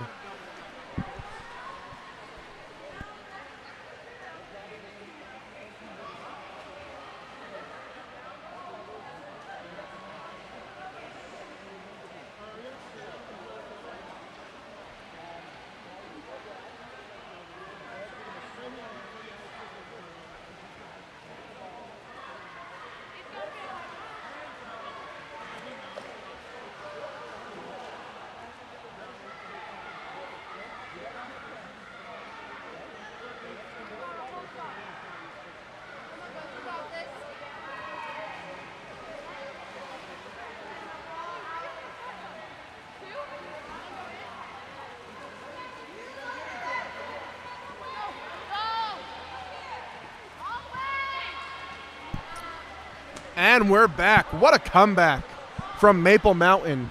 Iron Manning the whole game with no subs, down at 1 point by 4. They fought, they battled, they clawed, and they find themselves up by 1 with 33 seconds left. Let's see what Bear River can do. They've been fantastic in the counterattack, but now they're going to have to score in their front court, and instead it's taken away almost immediately by Maple Mountain, and if they can control the clock, that'll be the game, but it's not. It's taken away by Bear River. Passed up the line to Reagan, and the players fight just a little bit too hard, and that's an exclusion going against Maple Mountain, and one final power play opportunity for Bear River with 12 seconds left.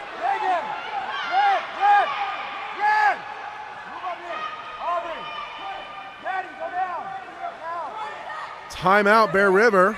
Just a 30, just enough time for their team to take a break.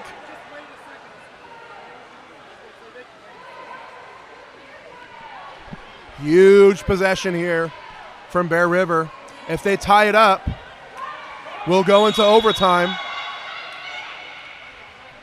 They give it to 18. She's had the hot hand, and she keeps it alive. Reagan Turleson scores her 4th goal of the game, her 3rd of the 4th quarter, and ties it up.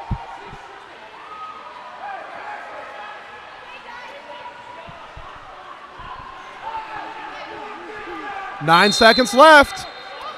Maple Mountain needs the goal. There it is, and it's off the bar.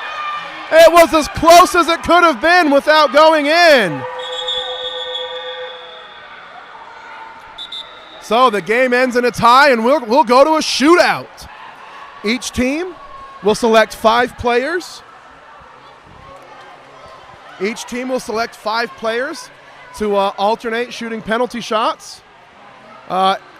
And it'll be a best of 5. If it's still tied after 5, they'll go again until we have a winner. So stay tuned. Overtime coming up next.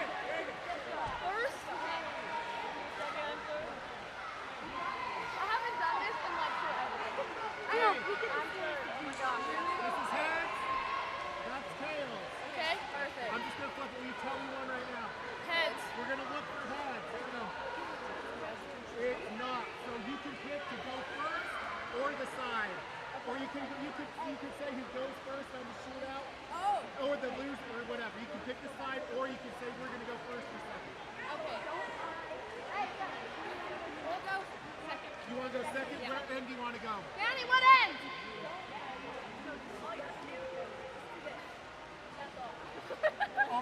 We're going to go over there. Go like this.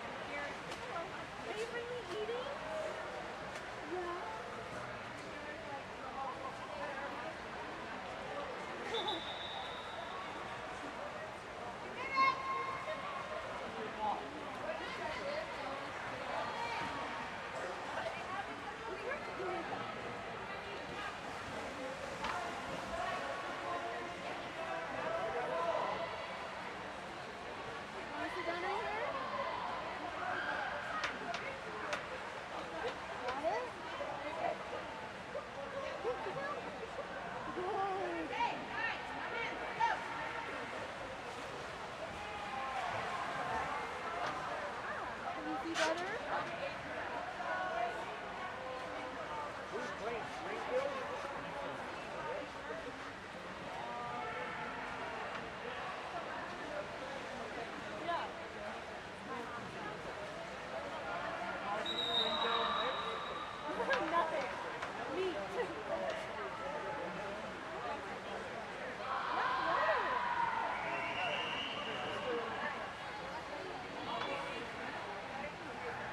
Hey, how you doing?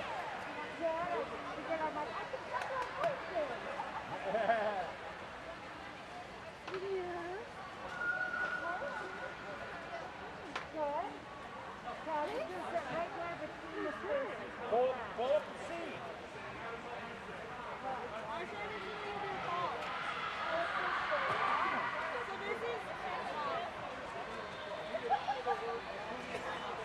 I know, I got served myself when I sat out. I'm like, damn, it's bill collector. Want to go back here? Yeah, I think Corey did too. We're dealing with.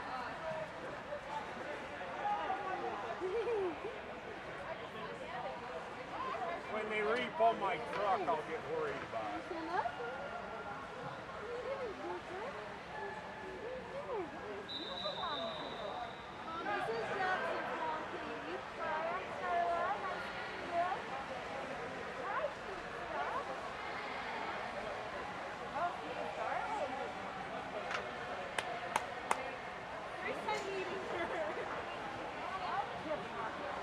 Yeah, Jackson's holding it right into like this, and she like came right to me.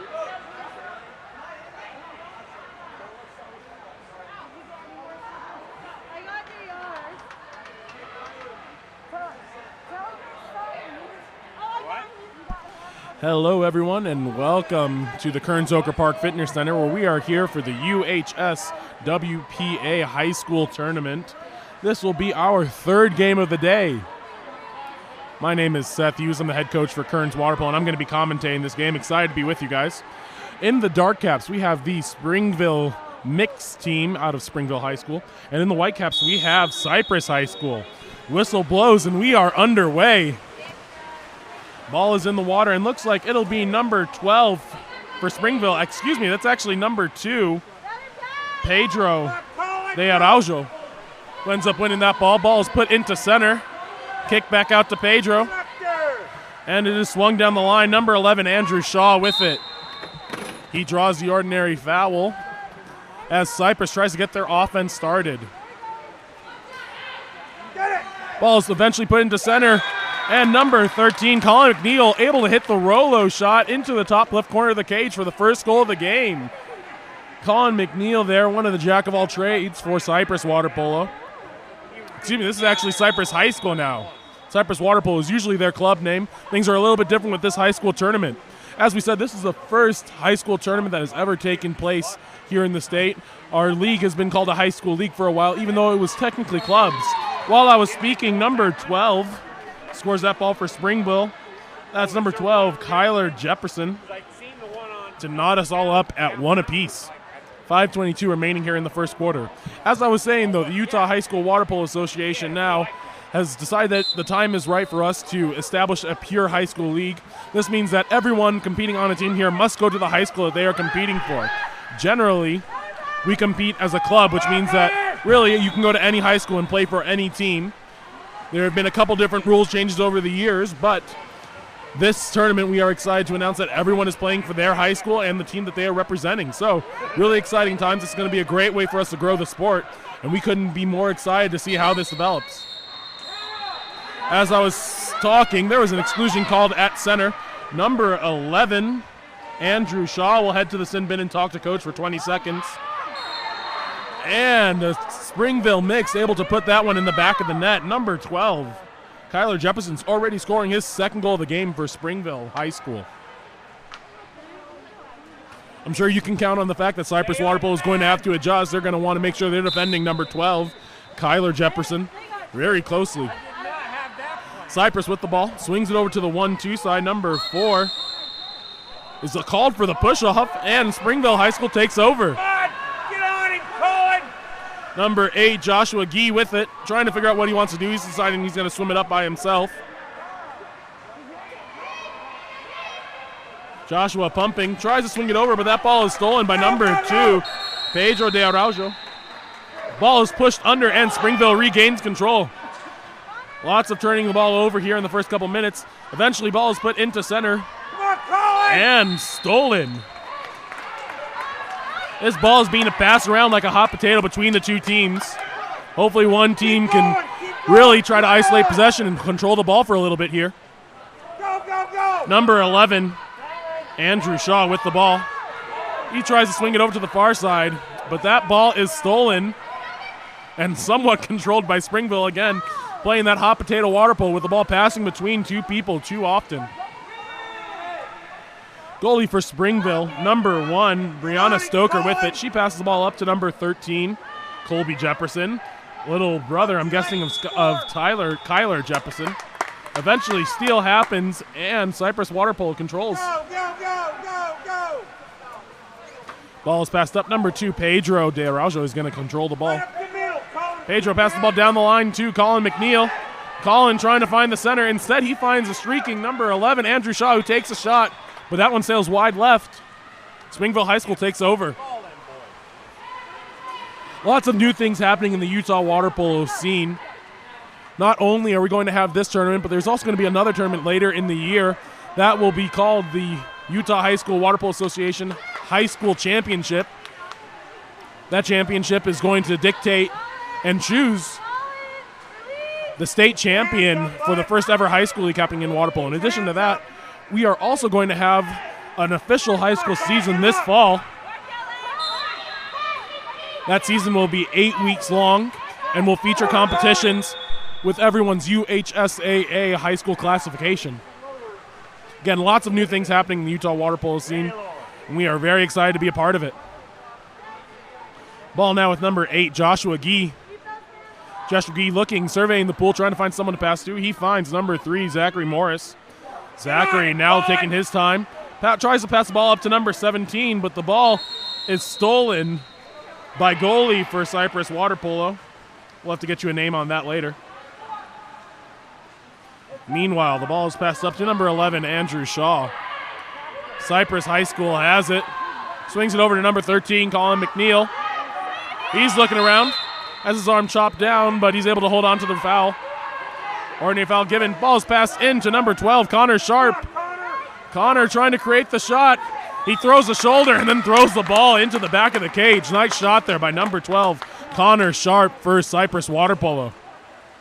Cyprus is going to be the one person that Springville High School really has to focus on. Connor, the big man, usually playing in the middle of the pool, does a great job of creating space with whatever body part he has available. Score is now 2-2 with 2:18 remaining here in the first quarter. All night up, knotted up. Looks like these teams are going to be pretty even. And the shot by number 12, Kyler Jepson, able to score that ball with some distance, scoring from about the 9-meter mark. Goalie for Cyprus High School, not too happy about that one. Score is now 3-2, just about 2 minutes remaining. Number 4 for Cyprus controlling, Evan Lance, swings it over to number 18, Jonathan Manzano. And that ball is stolen by number 12, Kyler Jefferson. Get on him! Proving that not only can he score, but he can also play some astounding defense. The bad pass leads the ball back to Cyprus. Ball is put into the big man in the middle. Number 12 is double teamed, though. That ball is forced under, and Springville High School takes over. Come on, swim! Number 18 for Springville, Clark Warren controlling. Ball's passed in the middle of the pool and turned over. Lots of turnovers happening in this fourth quarter. Both teams are going to want to really try to slow down the game a little bit and focus on controlling that ball instead of passing the ball straight to their team, to the other team. Andrew Shaw with it. He was able to draw the ordinary foul at the 3 spot, just at about half tank. He dumps the ball over to the 1-2 side and gets it right back. Come on, get up there! Shaw now with it, another ordinary foul. Ball eventually makes its way to down the line. Number 4, Evan Lance with it. He takes a shot. That one sails just wide left. And Springville High School takes over. Springville High School, based out of southern Utah, really does a great job with their program. Usually competes as the club, Utah County. This time they're excited, though, to compete as Springville High School. They also have another team that comes out of that club in Maple Mountain High School. They were featured in the first 2 games. Number 11, Andrew Shaw with it. Connor Sharp working in the middle of the pool. Eventually ball comes in. He kicks it out to number 18, who shoots and scores. That goal scored by number 18, Jonathan Manzano, for the 3rd goal for Cyprus water polo. That score knotted us all up at 3 apiece. 44 seconds remaining here in the first quarter. Springville High School with it. Number 17, Nicholas Oman, working, trying to find someone to pass to. Instead, he's given the ordinary foul. He pops that ball and brings it live. Remember, one of the new rule changes that came into play January 1st of 2020 is that from now on, when there's a foul outside of 6 meters, the athlete is able to pop that ball and start attacking right away, and they're considered live. So if they pop the ball outside of 6 meters and start attacking, they are able to shoot. Definitely threw a hitch in water polo for the first couple months of 2021 as we started playing. Everyone's still getting used to those new rules. Meanwhile, offensive is called in the center, and Springville High School takes over. Number 17, Nicholas Oman with it. Passes it back to goalie Brianna Stoker, who kicks it up to number 12, Kyler Jepson. He has a dangerous shot. He gets the ordinary foul. He wants to rise up, but chooses not to take the shot. Instead, he pops it. And again, he is live. Rises up a second time, shoots it. The ball is blocked, but the ball falls into the hands of number 18, Clark Warren, who's able to shovel the ball into the back of the cage just before the clock expires. As we head into the first quarter break, score is 4-3. Springville High School out in the lead. We'll be right back with the second quarter. Y'all killing me.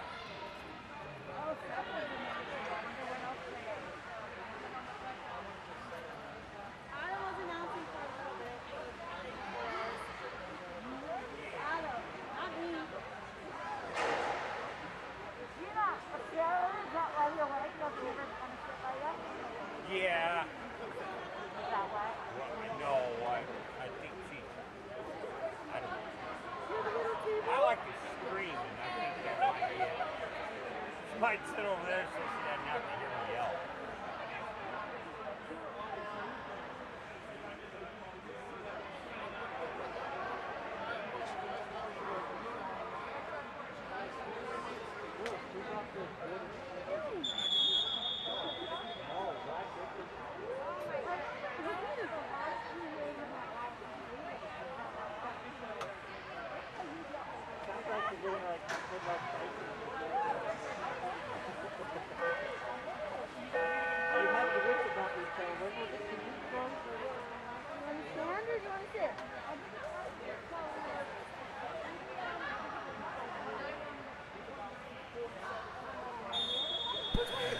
And as the whistle blows, we are here ready to resume the second quarter of play. The swim-off ends up with the ball in the hands of Cyprus High School. Andrew Shaw winning that swim-off. Eventually, ball is stolen, though, by number 18, Clark Warren for Springville. He takes the shot, and that goes right over the outstretched hands of the Cyprus High School goalie. Some people call that shot a donut. Some people call it a bunny ear. Either way, it's in the back of the net. And good for Springville High School's 5th goal of the game. Ball is passed back. Cyprus High School really trying to get some offense started here in the second quarter. Ball is passed back to number 11, Andrew Shaw. Andrew Shaw working here deep in the right corner. One of the other commentators, Adam Huff, was talking about when that ball gets stuck down in the right corner of the pool, it's really hard to get it out because right players have to pass across their body. Completely true. Meanwhile, ball is being passed down and stolen by number 12, Kyler Jefferson. Excellent use of his legs there, and he is off to the races. Kyler now being pressed hard by Andrew Shaw. He has to draw the ordinary foul. Rises up, fires. Almost hits the goalie in the face, but the goalie's able to get his hands up in time, and Cyprus High School controls. Ball goes right back to Andrew Shaw. Looks like he wants another chance at Kyler Jefferson. Eventually, ball makes its way into the middle of the pool. Jonathan Manzano shoots the ball into the lower left-hand corner of the cage, able to get it past goalie Brianna Stoker, and that gives us the 4th goal for Cyprus High School, Score is now 5-4. Springville High School in the lead. 4:56 remaining here in the second quarter. A couple different substitutes coming in for Springville. Meanwhile, number 18, Clark Warren with it. He puts it up the far side of the pool. Number 8 tries to put the ball into center, but too many players there. Goalie for Cyprus High School able to steal that one. Goalie controlling. Swings the ball over to the 4-5 side. Splashes up with a little bit of water, but that's all right. Number 4, Evan Lance holding it. Trying to work against number 13, Colby Jefferson. Eventually, ball makes its way into the big man in the middle. Number 12, Connor Sharp, kicks it back out to Pedro at the half tank. He skips the ball, and that goes wide left. And Springville High School controls. Brianna Stoker with it for Springville. He puts that ball up to number 18, Clark Warren. Clark bringing it up. He is checked by number 12, Connor Sharp, who tries to lunge for it. And we have the nifty little spin move there by number 18, Clark Warren. Unfortunately, that's not able to go anywhere. And Springville High School is called for the push-off. And that gives Cyprus High School the ball. Number 16, Brant Sadler, swings it up the middle of the pool. Number 2, Pedro wants another shot. This time, the skip shot is good, able to pound it into the top left corner of the cage from distance. That goal scored from about 11 meters. Pedro de Araujo able to show off his marksmanship. Nice job there. That knots us all up at 5 with 3:52 remaining here in the second quarter. Cyprus High School able to battle back from a 3-goal deficit. This time, Springville High School really trying to be aggressive here, attacking the Cyprus defense. Unfortunately, he runs right into 2 swimmers, and Cyprus High School now controls. Ordinary foul given, number 2, Pedro de Araujo with it. He pops the ball, he's live to shoot. Has a man in the middle, chooses not to do either. Instead, passes it up to number 16, Brant Sadler, who is swamped and has the ball stolen. And Springville High School controls. Number 13, Colby Jefferson, tries to put it up the line. Number 18, Clark Warren, tries a little shovel shot. Not going, though. Cyprus High School with it. Ball is passed up to number 4, Evan Lance.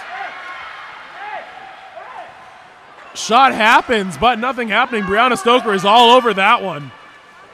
Cyprus High School, known for its fan participation, definitely one of the biggest fan bases in the state. Especially in the water polo world, Cyprus High School is known for having very rowdy fans who do a great job of cheering for their team. We'll see if that makes a difference here in the third or the fourth quarter. Ordinary foul given. Pedro de Arao, number 2 for Cyprus, got a little bit too sassy. Ref told him to go take a break for a little bit. Shot happens, and it is blocked out of the air by number 12, Connor Sharp. Ball now controlled by Cyprus High School. Up to number 4, Evan Lance. Evan with it over there in the right corner. He is called for the push-off. Still, one of the common themes in this game is turnover after turnover after turnover. This gives a lot of teams both a ton of opportunities. The unfortunate part is that neither team can really seem to convert. Only 5 goals despite each team having the ball, I would have to guess, for about 30 times. Eventually, that goal is scored by number 17 for Springville High School, Nicholas Oman. He's able to sidearm skip it into the right side of the cage, giving Springville their 1-goal lead right back. 2:21 remaining here in the second quarter. Got a couple subs coming in from both sides. Both teams, in contrast to the last game, having a very full bench.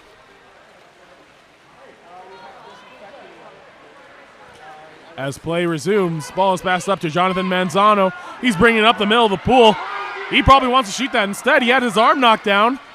Takes the shot. That one skips wide right. He had a man wide open in the middle. Don't know if he wasn't able to see him or just really wanted to take that shot himself, but either way, not the right choice. Eventually, ball swings over to the other side. Nicholas Oman controlling the ball at the 4 spot. Shot is taken, bars off the right post, and bounces back to about half tank. Cyprus Water Polo able to grab that rebound, and they're off to the races.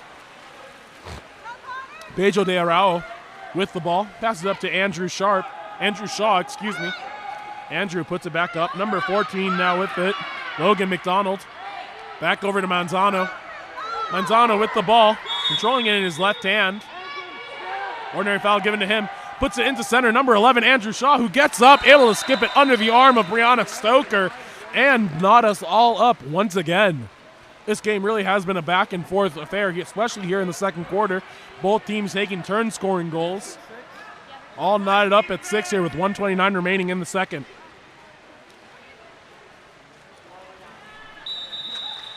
Whistle blows, and Springville High School goes back on the attack. Number 12, Kyler Jefferson with it. Remember, he is one of the most dangerous players for Springville High School. You want to make sure you're guarding him tightly. Number 3 now with it, Zachary Morris. Tries to put it up to 17, Nicholas Oman, who says, hey, Kyler Jefferson isn't the only one who can score here. I can nail a corner every once in a while. As he drills that ball into the upper right-hand corner for his second goal of the quarter. Score is now 7-6, 1:13 remaining here in the second. Cyprus Water Polo really wanting to equalize again. 11, Andrew Shaw controlling with the ball on his side of half. Pass it up to Pedro de Arao. He is guarded by number 12, Kyler Jefferson. Eventually, ball comes into the big man in the center, number 12, Connor Sharp. Connor trying to find some space. He takes a sweep shot. Nifty little sweep there and skips it into the top right side of the corner. That's not an easy shot to do, folks. Had a lot of power behind that. Not sure what Brianna Stoker is expected to do there. If Springville really wants to take away number 12, Connor Sharp, they're going to have to start putting 2 or 3 people on him. We saw that in the last game with Maple Mountain having the really dominant center. We'll see if they're able to learn from the last team's mistakes. Ball is forced under, and Cyprus High School regains control. They have numbers up on the far side. Choose not to use it, though. Goalie's content to slow the ball down a little bit. Number 18, Jonathan Manzano, able to draw the ordinary foul. Passes it down the line to Connor Sharp, who puts it into center with the skip shot. And the nice, easy goal there for number 2, Pedro de Araujo. That gives Cyprus the first lead of the game. Great job there. Really nice awareness there by the entire Cyprus High School team. 36 seconds remaining here in the second quarter. Number 12, Kyler Jefferson with it. He tries putting it into center, but Cyprus High School started crashing on the center. Nothing happening there. Goalie for Cyprus kicks the ball all the way up to line. Pedro de Araujo has a man streaking down the middle. Andrew Shaw just waiting. Eventually gets the ball, shoots, and scores. Andrew Shaw, number 11 for Cyprus High School, able to score the one-timer. Nice shot there by him. Again, Cyprus Water Polo showing that they know how to run and counterattack very efficiently. Their last 2 goals have come on the counter. Doing a really good job of using their speed and the space in this smaller pool. Shot happens, and number 17, Nicholas Oman, for his 3rd goal of the quarter. This one from beyond half tank. Nicholas Oman really willing his team back in here. Still, Cyprus High School hangs on to a 1-goal lead. Score is 9-8. Really high-scoring game here in the first half of play. Pedro de Araujo now wants his shot. That one's blocked by number 12, Kyler Jefferson. Pedro wants it again. Oh, and Pedro instead decides to pass it. That could be that intimidation factor, not wanting to get blocked a second time. But either way, that leads us into the second half of play. Score is now 9-8. We'll be right back with the third quarter.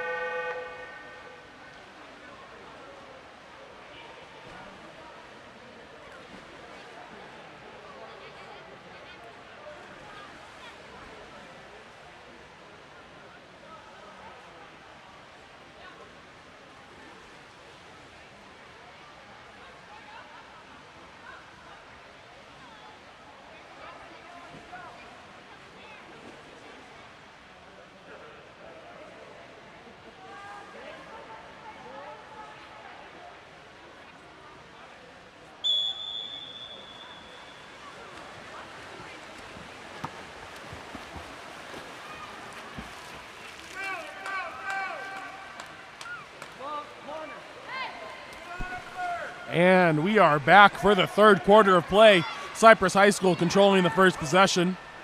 Number 11, Andrew Shaw, trying to find someone to pass to. Eventually finds number 8 at the 3 spot, who passes it back to Shaw. Ball goes down the line to Colin. Colin McNeil is called for the push-off and gives the ball right back to Springville High School. Ball eventually is passed up the line. Ill-advised pass, though, as number 11, Andrew Shaw, was all over it. And Cyprus High School controls. Goalie for Cyprus now waving the ball, trying to find someone to pass to. Ate up about 10 seconds of their shot clock there. That's one of my biggest pet peeves as a coach, is when the goalie is forced to hold the ball for too long. You really want to try to get that ball into your front court as soon as possible. Eventually, ball is made into center, kicked out, and the ball is scored there by number 5, Bryce Kirkwood, scoring his first goal of the game and giving Cyprus a 2-goal lead. Score is now 8-10, 5:09 remaining here in the third quarter. Cyprus High School really using a wide array of athletes. They have just about another full team sitting on their bench, so they are not running out of kids anytime soon. Number 17, Nicholas Oman now has it for Springville. Nicholas pumping, kicks the ball over to Kyler Jefferson. Again, that is not the person you want shooting.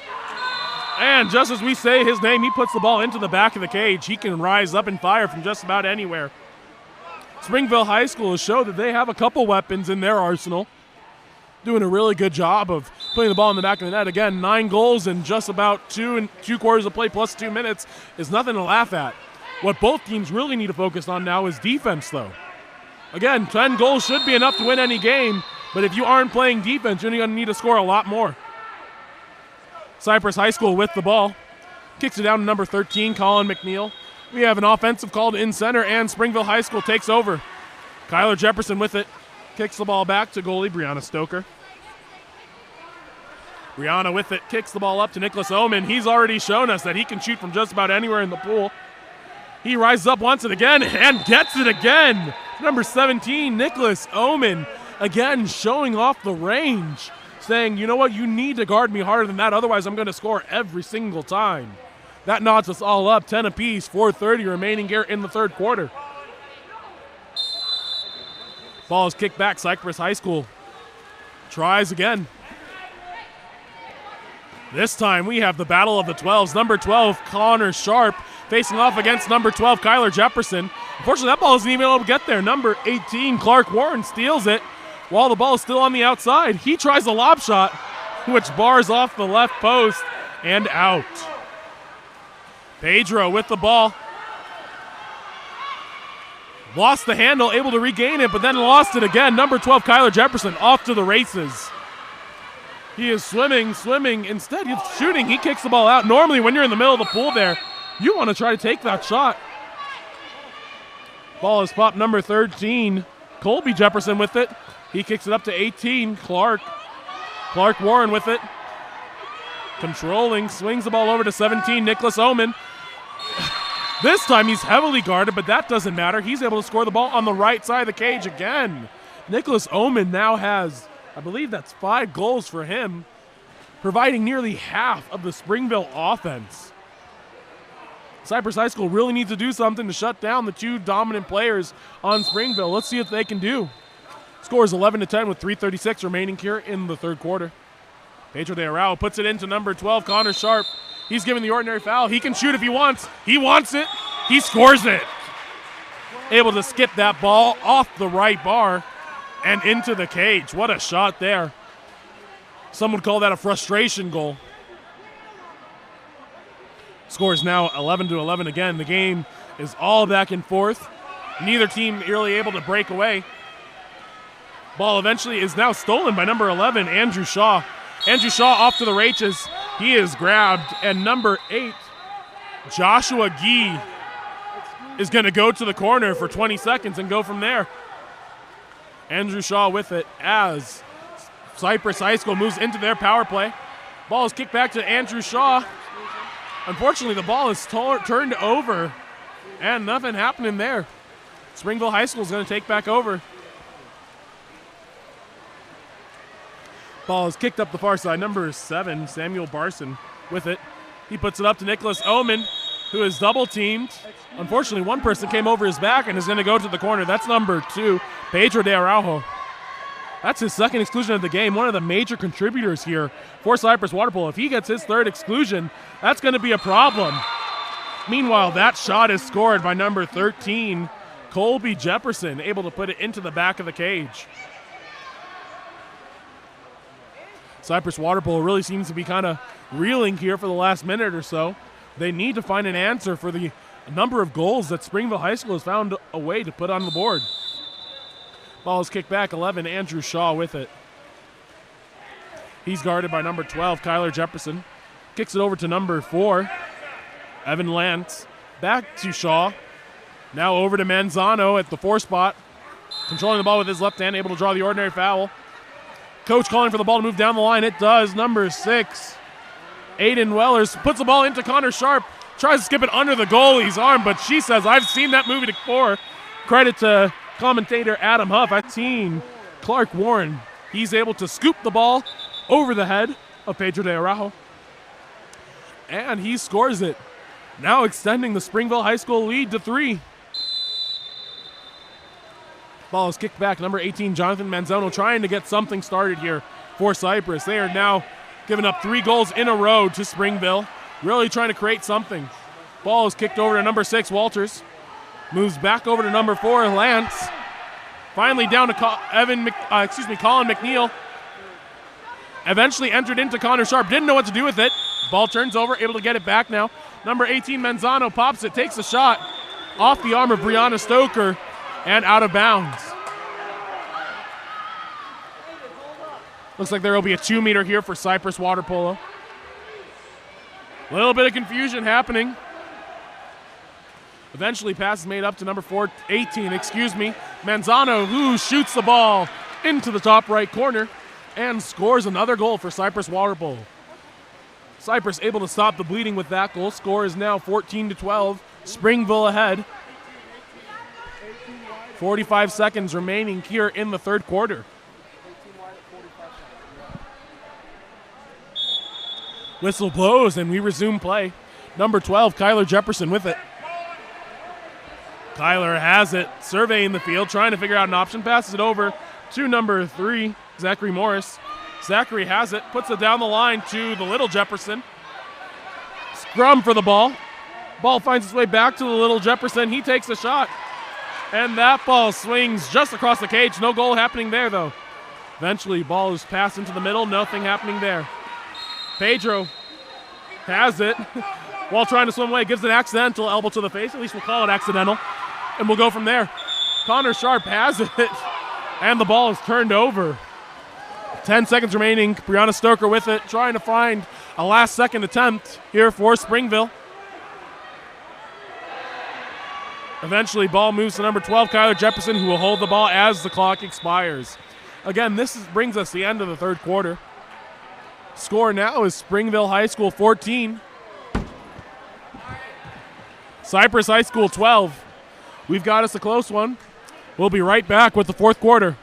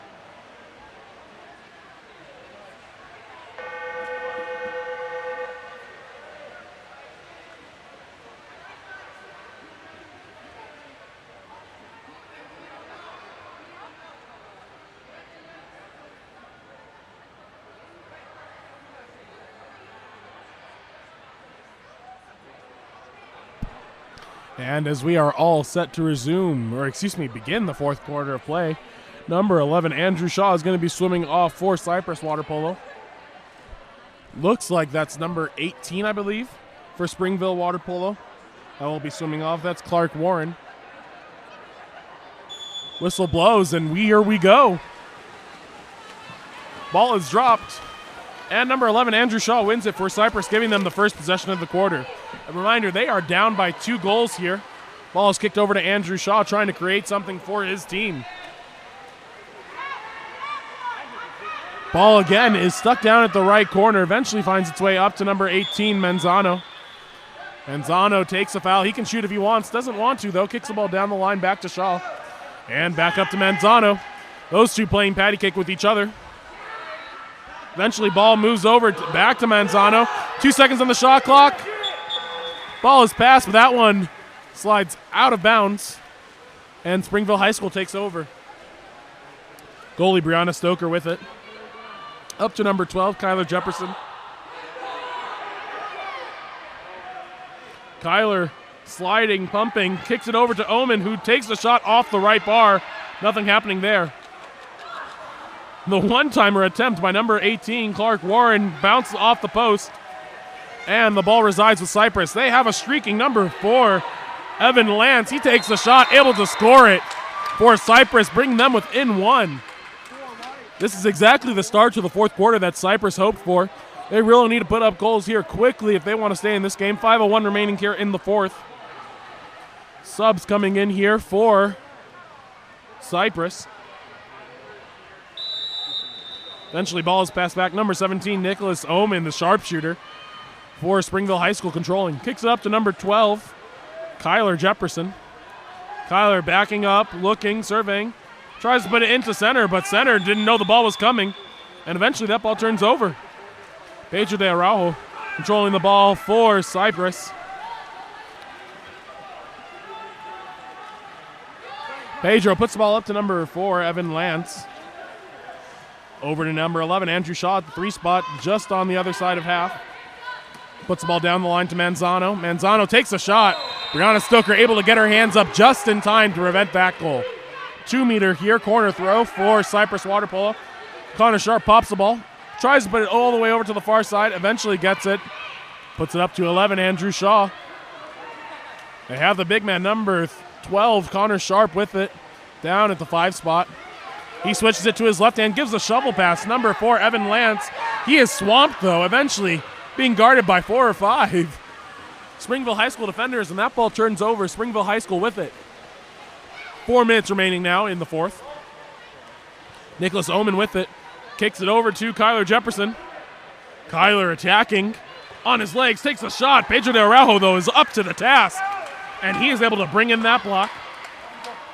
Ball is now kicked up to number 4, Evan Lance, but we have another turnover. Number 17, Nicholas Omen, content to play a defensive role here. Unfortunately, he just has a little bit too much muscle on that arm. Throws it way out of bounds. Eventually, ball is now residing with Cyprus. Number 4, Evan Lance, kicks it up to Andrew Shaw. Andrew's open. He has space. Takes a shot that bounces off the left post. And the ball is going to remain with Springville High School.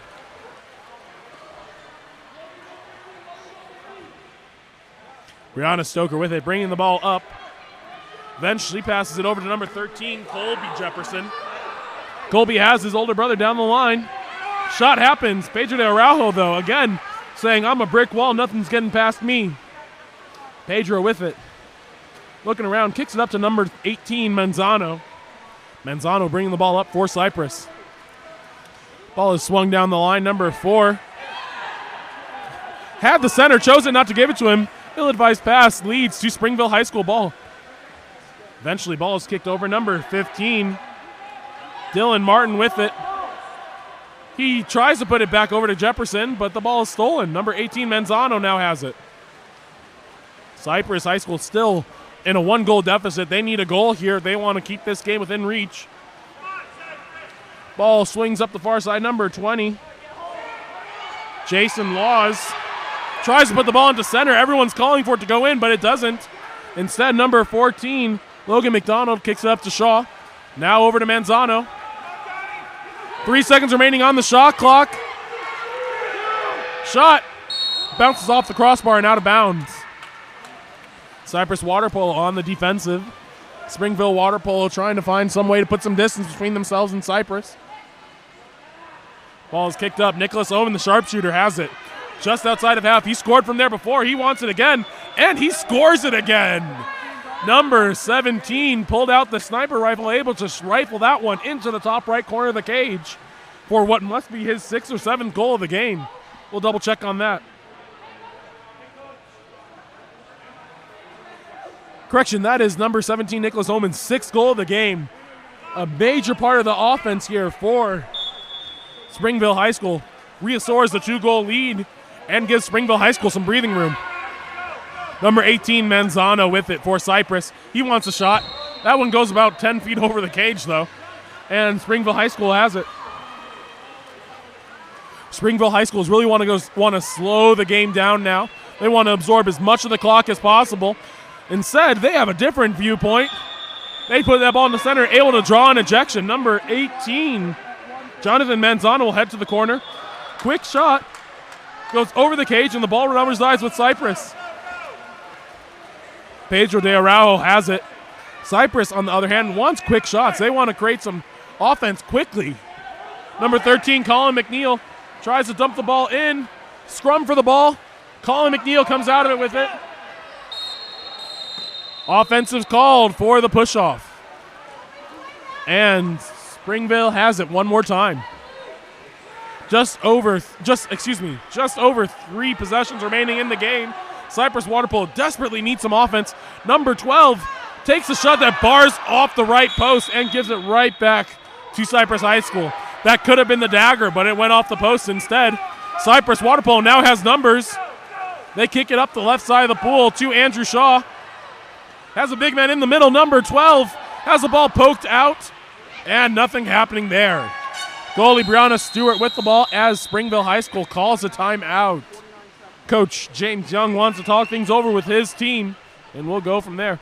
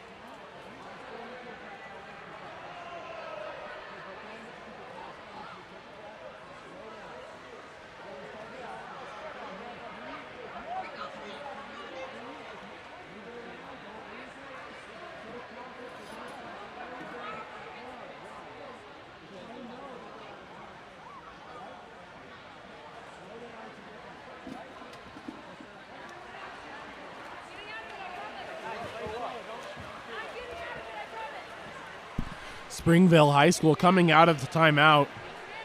Really wanted to use up as much of the clock as possible. There are 49 seconds remaining here in the fourth quarter. Springville High School leads Cyprus Water Polo by 2 goals. Looks like the ball is going to start with goalie Brianna Stoker. Whistle blows. And we're off. Ball eventually makes its way up to number 17, Nicholas Oman. He takes the shot and puts it over the cage. Really ill-advised shot there. That just gives Cyprus Water Polo another chance at creating some offense. Pedro de Araujo puts it up to 11, Andrew Shaw, who loses control of the ball. And Springville has it. Number 12, Kyler Jefferson, draws the penalty shot. That penalty shot will be given to number 11, Andrew Shaw. And that pretty much seals Cyprus's fate. Looks like it's going to be number 12, Kyler Jefferson, who's going to take this shot.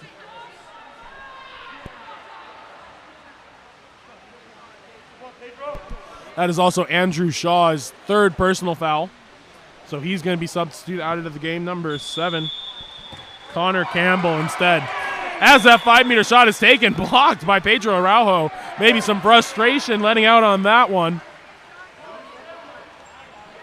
Springville High School has it. 28 seconds remaining on the shot clock and the game clock. Whistle blows, and we're live. Ball is kicked up to number 8, who puts the ball into center. Clark Warren takes the off-speed lob shot, puts the ball into the back of the net, and that will finish the game for Springville. Nice job there. 18 seconds remaining here in the fourth quarter. Cyprus hoping to get one more attempt at it.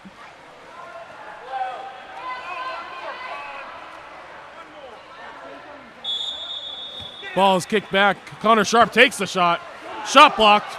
Regained by Manzano. He wants another one. Takes the shot. Bars in and off the left post and scores with 10 seconds remaining. Cyprus Water Polo really wish that had come about 2 minutes ago, but they'll take what they can get.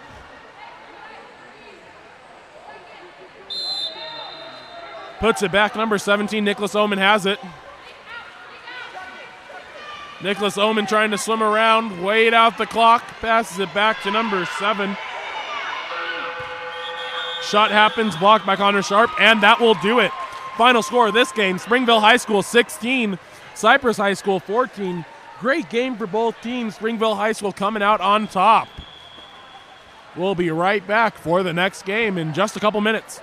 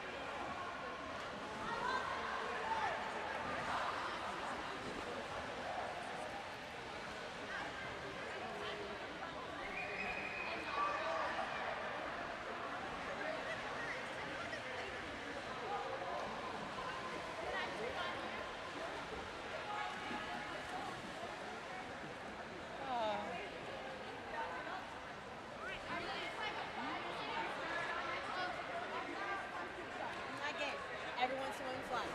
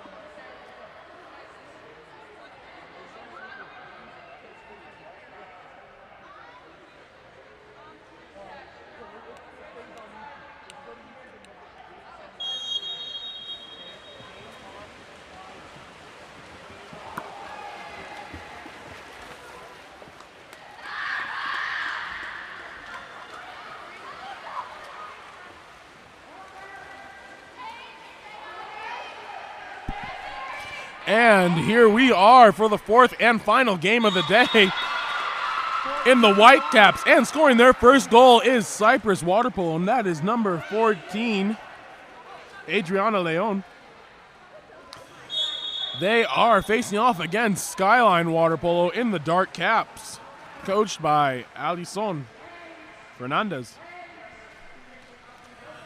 Skyline Water Polo with the ball.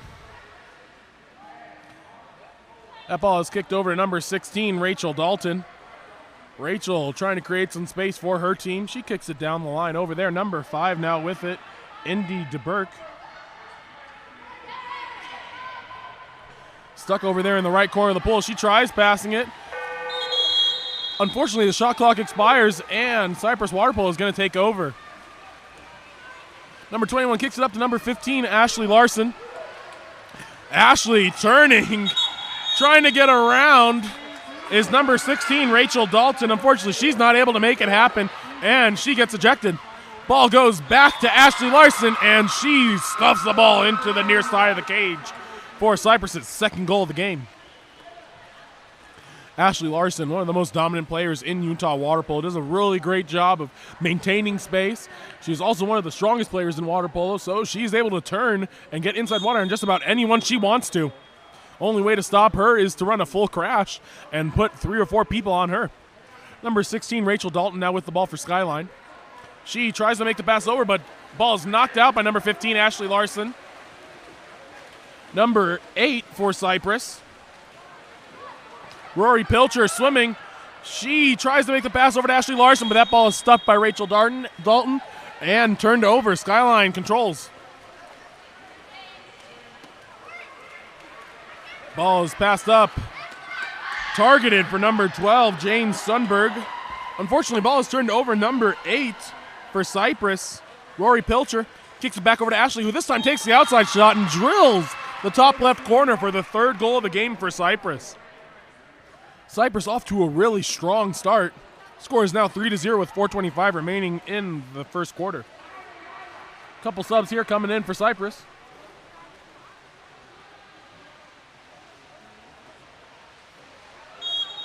Whistle blows, and we resume play. Rachel Dalton with it.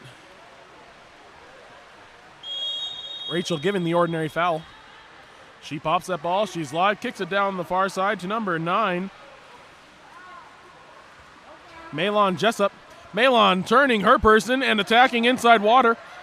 She shoots, goes off the crossbar, and no goal. Skyline is able to regain control, though. We have a second shot and a third shot.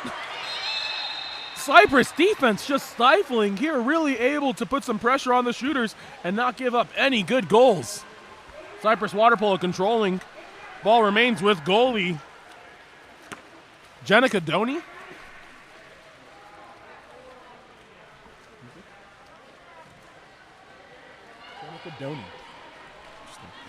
Meanwhile, ball with number 8, Rory Pilcher. She passes it inside to number 15, Ashley Larson, who is able to score that one for the 4th goal of the game. 3:34 remaining in the first quarter. Skyline is really going to have to adjust if they hope to stay in this game. Ashley Larson is just too much for any one person to handle. You've got to put 2 or 3 players on her in order to stop that machine. Number 16, Rachel Dalton with it. Rachel controlling, turning. Unfortunately, that ball slips out of her hands, but she's able to regain control. And we have an ejection at center. Number 15, Ashley Larson, will head to the sin bin. She'll talk to coach for 20 seconds. Ball is passed in, and the goal is scored by number 6, Lauren Groh. That's her first goal of the game and Skyline's first goal of the game. 3:17 remaining here in the first quarter. Ashley Larson will take a seat on the bench, and Cyprus water polo will put a few more players in. Whistle blows and play resumes. Ball is swung over number 21. Sorry, that's number 11. Callie Sharp takes a shot over the cage, and that ball turns over. Remember, this is the very first high school tournament that Utah has ever had. By high school, we mean that everyone here represents and attends the high school that they are playing for. This has never been done in the state of Utah, and it is a very exciting prospect for everyone in the sport. One of the largest reasons why we want to make sure that this happens is because it offers us the chance to get sanctioned by the UHSAA, the Utah High Schools Athletic Association. Meanwhile, ball is passed into Rachel Dalton, who has inside water. She shovels that ball past the goalie's head and scores. Number 16, Rachel Dalton, scores the second goal for Skyline High School. 2:38 remaining here in the first quarter. As I was saying, sanctioning is a great opportunity for a lot of people. It usually really helps to grow the sport. It also gives us the opportunity to receive assistance from the Utah High School Athletic Association. The biggest problem here in water polo is usually pool time. And so if they are able to help with that, that gives us a lot more room for growth. It will help new teams spring up all over the state, and will just help grow water polo in both quality and quantity here in Utah. While we were talking, goal scored there by number 11, Callie Sharp. That's the 5th goal of the game for Cyprus water polo. Number 16, Rachel Dalton, has it. Rachel turning to the outside. Now back inside. Ordinary foul given to her. She puts the ball into center. Number 6, Lauren Groh with it. She takes a shot wide right, and Cyprus controls. Jenica Doney with it, trying to find a target. Unable to find one for now. That ball is not popped, and the ball turns over. Skyline ball.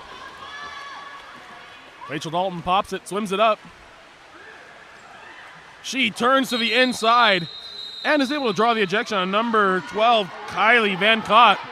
Ball is dished, given right back to her, and number 16, Rachel Dalton, able to score the 3rd goal of the game for Skyline. Skyline really getting into a groove here, scoring 3 goals in the last 2 minutes.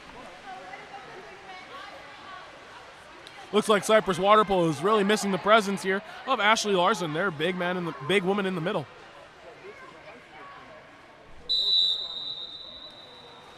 Number 11, Callie Sharp, controlling. Ball is passed up to number 3.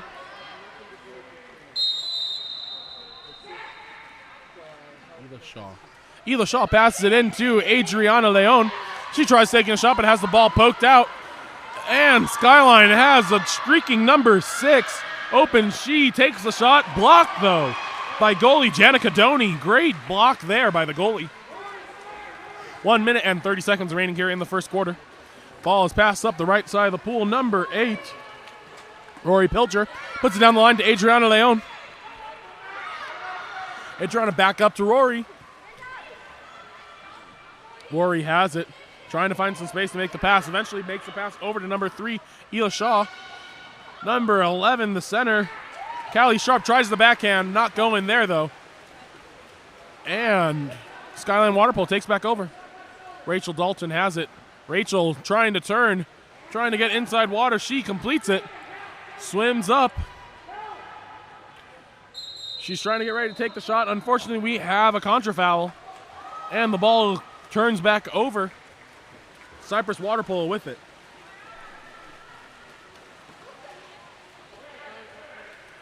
Ball is now passed up. Number 4, it looks like. Savannah Palmer puts it into Callie Sharp, who steps out, shoots, and scores into the top left corner. Great shot there by Callie Sharp. That brings our score to 6-3. Cyprus Waterpolo out in the lead.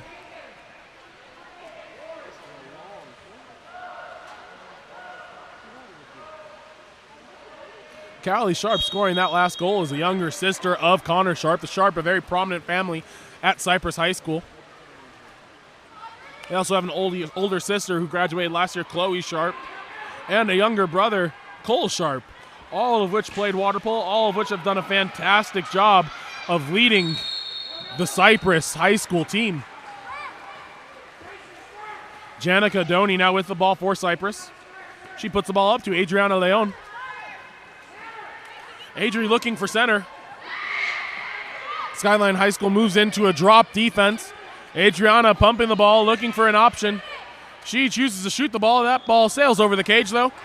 And ball is now controlled by Skyline.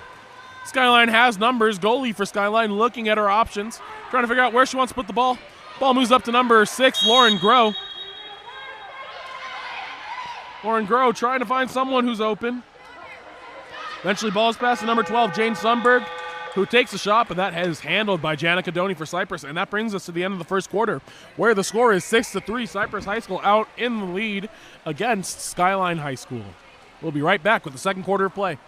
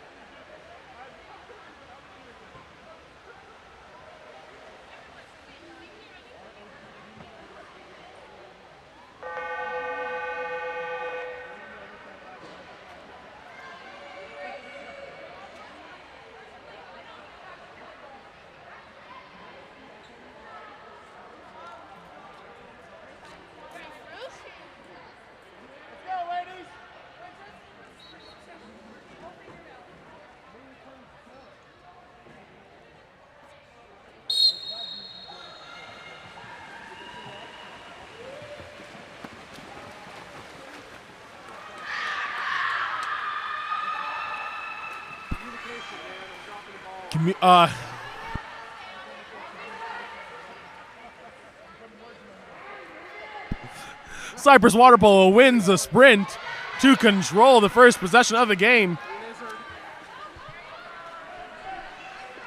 Meanwhile, ball is passed up to number 7 for Cyprus. Now over to number 2, Maddie Fulmer, trying to put the ball inside, but that is well defended there by number 16, Rachel Darton, who now is able to turn and moves into the offensive end. She's one of the fastest sprinters in the state. She gets up on her legs, throws it off the crossbar, and is swamped by number 15, Ashley Larson. She's going to want that one back, but unfortunately, Water Polo doesn't have redos. Ball is kicked up the far side of the pool. Number 8 now with it. That's Rory Pilcher. Tries to put it inside to number 4, Savannah Palmer, but it is stolen by Skyline goalie, and they'll move back onto the offensive side of the court. Number 13 now with the ball. Emily Gardner. Puts over to number 12, Jane Sundberg. Jane looking for someone to pass to, guarded hard there by Maddie Fulmer. Eventually ball is put into center, and that's controlled and stolen by number 15, Ashley Larson. Ashley pops the ball and passes it up the far side. Number 2, Sophia Walpole. Eventually she's called for the push-off, and Skyline moves back onto the offense. Malon Jessup passes the ball over to Rachel Dalton. Rachel pumps, shoots, and scores into the right corner of the cage. That is good for Rachel Dalton's 3rd goal of the game. Scores now 4-6. Cyprus in the lead with 4:18 remaining here in the second quarter.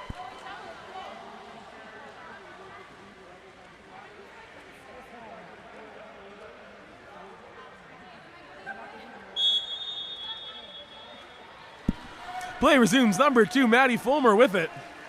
Maddie surveying the pool, looking around, trying to find someone to pass to. Obviously, they want to get that ball into number 15, Ashley Larson, but Skyline has wisely decided to go into a drop defense. Unfortunately, we have an ill-advised decision to go press the ball. Ball is put into number 15, Ashley Larson. She draws the ejection. Number 13, Emily Gardner, heads to the corner. She's going to explain to coach exactly what she did. Meanwhile, Cyprus Water Polo able to score that goal. That's number 2, Maddie Fulmer, who scores it. That reestablishes Cyprus's 3-goal lead. Skyline Water Polo really trying to find a way to keep the ball out of their net. Lauren Crow passes it back to number 13, Emily Gardner.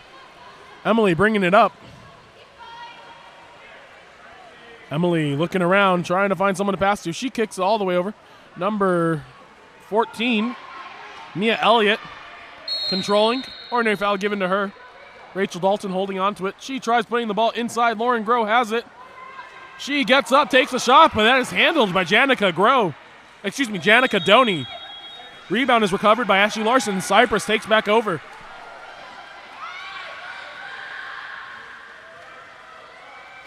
Janica Doney kicks it up the right side of the pool. Number 12, Kylie Vancott has it. Good hands-up defense there by Skyline defender Sophia Walpole. Eventually, ball moves into center, and there's a penalty given. That penalty will given to be number 6, Lauren Groh. And Cyprus takes a penalty shot. The whistle blows, shot happens, and number 2, Maddie Fulmer, able to put it into the top left corner of the cage, giving Cyprus a 4-goal lead. Cyprus really doing a great job of turning defense into offense, running on the counterattack, able to draw exclusions 5 meters and score goals. Number 13, Emily Gardner with it, bringing the ball up slowly but surely. She spins to the outside, able to get number 9 on her back. She's doubled. Ball is kicked over to number 6, Lauren Groh. Lauren passes the ball back up to 9, Malon Jessup. Malon being defended hard there. Ordinary foul given to her. Eventually, ball is put into number 2, Sophia Walpole. And there's an exclusion call. Number 12, Kylie Vancott, will be sent to the coach's to the exclusion box. Refs are signaling for play to continue. Everyone's a little bit confused. Number 2, Sophia Walpole, still just holding on to the ball. She needs to pass it, shoot it, something. Instead, ball moves up to number 13, Emily Gardner, who shoots, and that's handled. Cyprus controlling Janica Doney with it. I think they're talking to her. Number 12, Kylie Vancott puts it down the line. Number 9 for Cyprus shoots it and scores it. Isabel Rodriguez able to put it in. I don't even think I was going to start the ball, but you blew it and I didn't even As we said earlier, Cyprus, one of the most rowdy crowds here in the water polo community here in Utah. A little bit of that rambunctiousness must have caused a little bit of confusion there on the Skyline side, leading to them not being able to figure out exactly what happened on that last play. Number 13, Emily Gardner controlling it. Cyprus water polo leads by 5. Ball is stolen by number 8, Rory Pilcher. Ordinary foul given to her. She puts it ahead. Swims it up. Takes the shot. Bars off the crossbar, but no goal. She was close there, but no dice. Rory Pilcher able to get the ball again. This time, she shoots and scores. You can hear that Cyprus crowd really giving it their all, really wanting to show that their players are here for it, trying to put some goal into the back of the net.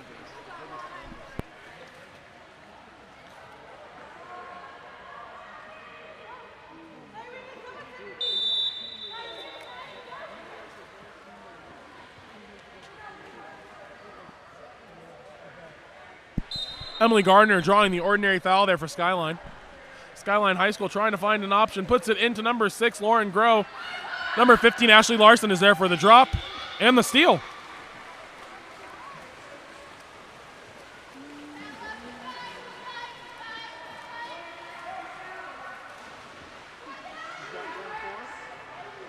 Score is now 10-4 with 1:21 remaining here in the second quarter. Number 12, Kylie Vancott says she wants a shot. She takes it. No good there, though.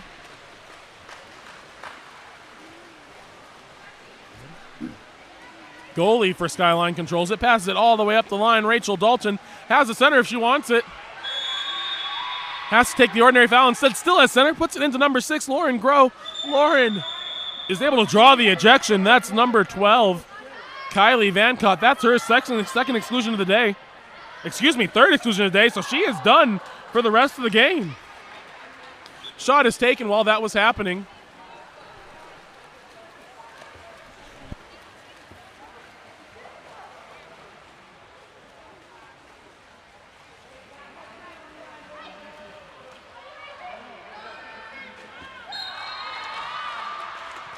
Eventually, that shot is scored by 14, Adriana Leone.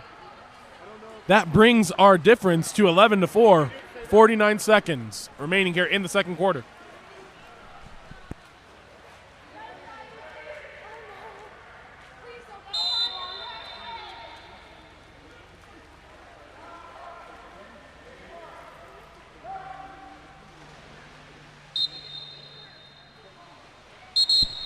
Emily Gardner draws the ordinary foul. Unfortunately, number 9, Isabella Rodriguez, still guarding her. She's going to go talk to her coach about what she did wrong. Meanwhile, Skyline moves into their 6-on-5 offense. 16, Rachel Dalton has it. Passes up to Emily Gardner. Emily Gardner pumping, waving back to Rachel. Rachel has the ball walking, takes the shot, able to drill that ball into the top left corner of the cage.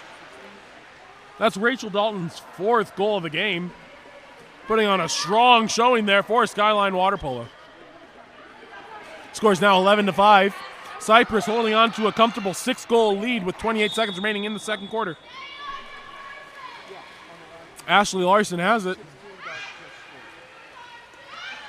Puts the ball into Maddie Fulmer at the 3 spot. Over to number 11, Callie Sharp. Takes a shot, but wide right.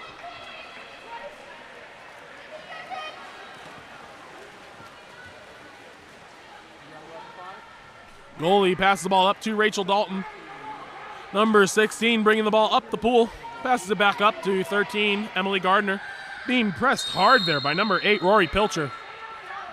Back over to number 16, Rachel Dalton. Ordinary foul given to her, 2 seconds remaining. She pops the ball. She needs to take this.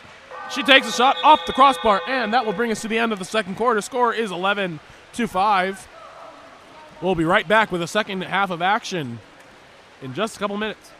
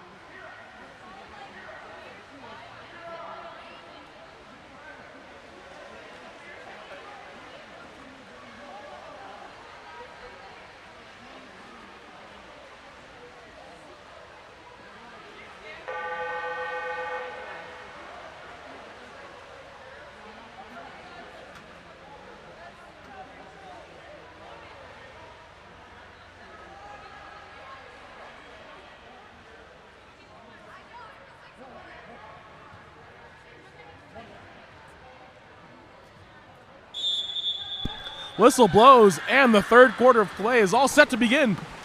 Ball is in the water, and we have a swim-off between two of the top swimmers in the state here. Number 16, Rachel Dalton, able to win that ball.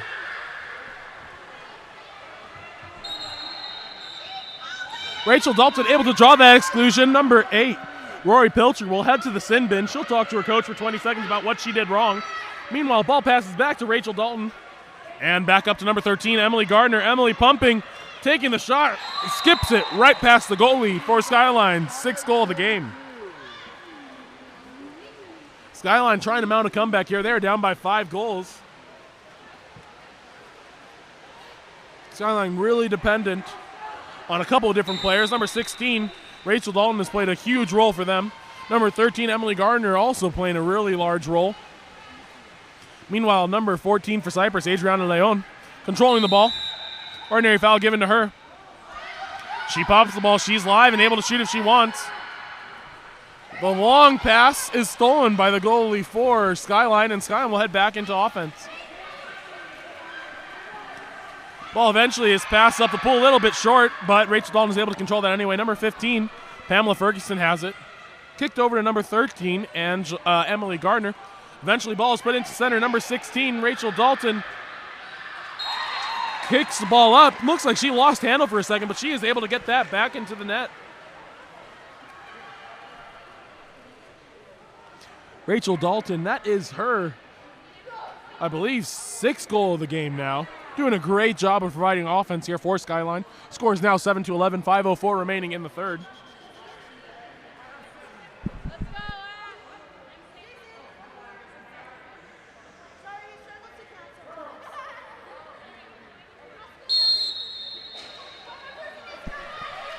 Play resumes. Number 2, Maddie Fulmer with it. She puts the ball up to number 14, Adriana Leon. Number 6 for Cyprus.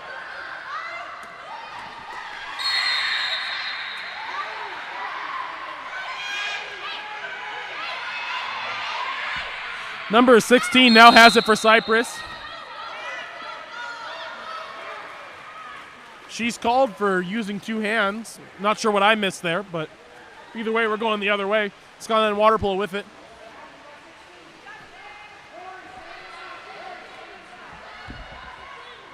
Emily Gardner passes it up to number 12, who takes the shot. That shot is handled, though, by Janica Doney.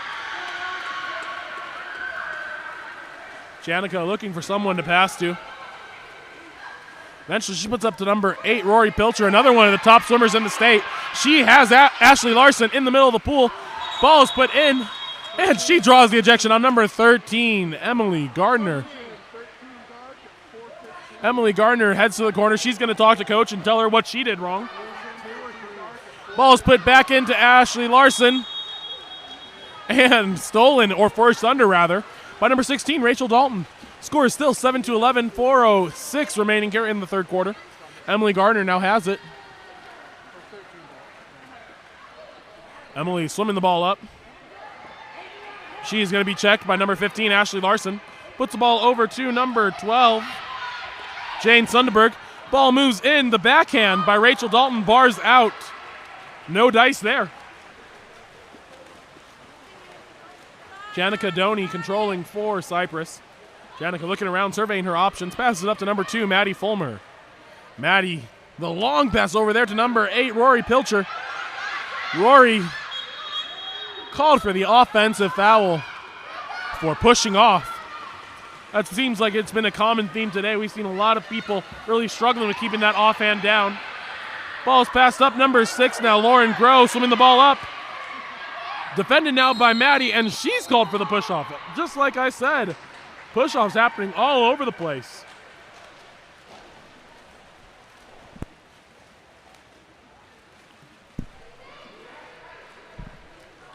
Adriana Leon controlling.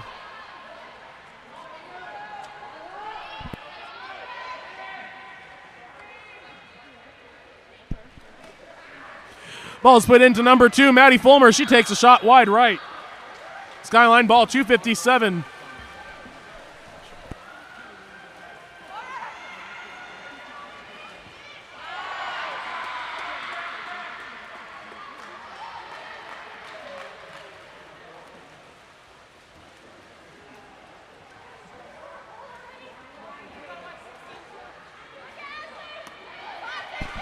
Number 16 for Cyprus takes that shot.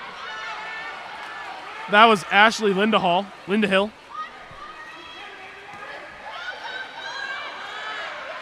Ashley Underhill, excuse me. Meanwhile, number 6, Lauren Groh, takes the shot and scores it for Skyline, bringing them within 3. Scores now 11-8. 2:20 remaining here in the third quarter. Skyline mounting a little comeback of their own.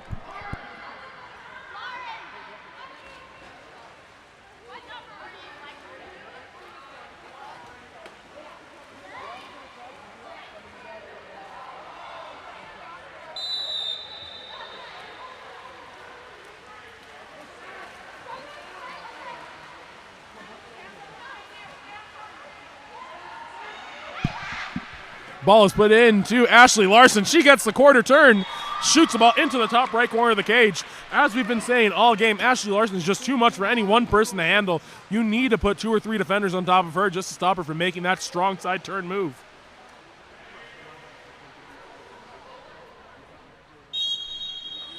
Rachel Dalton passes it back to number 13, Emily Gardner.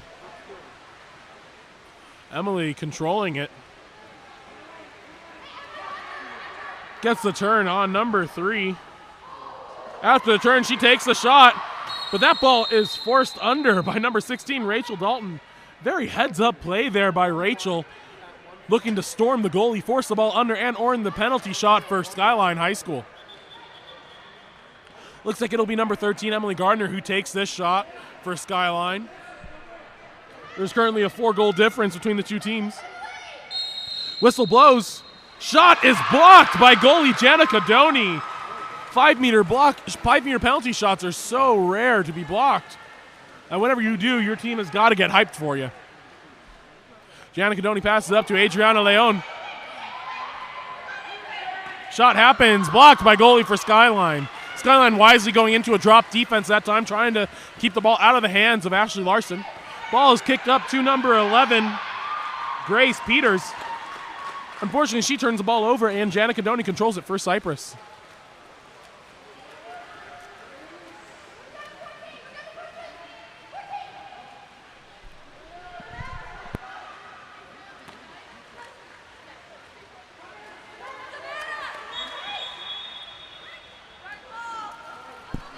Once again, Cyprus water polo called for pushing off. Really need to learn to keep those hands down.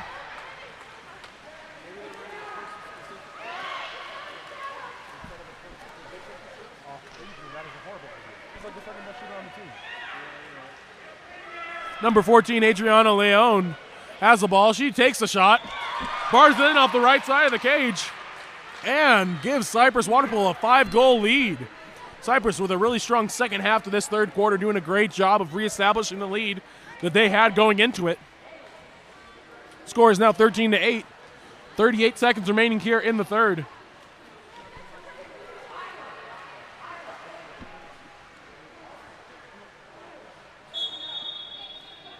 Ball is passed back. Emily Gardner with it. Emily Gardner looking around, turning, spinning around Callie Sharp.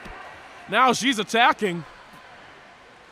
While those moves definitely look cool, generally they're not the best idea because you just end up swimming into more and more defenders. The one place to turn is useful is right out of the center of the pool where Rachel Dalton is right now. That is one of the main reasons why Ashley Larson does such a great job. She is so much stronger than everyone else that she plays against. Now when she turns in the middle of the pool, there's not many people who can stop her and no one who can stop her from drawing that penalty or scoring that ejection. As the buzzer wires, number 4 for Cyprus. Number 4 for Cyprus, Haley Brooks, able to put that ball into the back of the cage. That brings us to the end of the fourth quarter, and Cyprus water polo able to build their lead back up to 6 goals. We'll be right back with the fourth quarter play.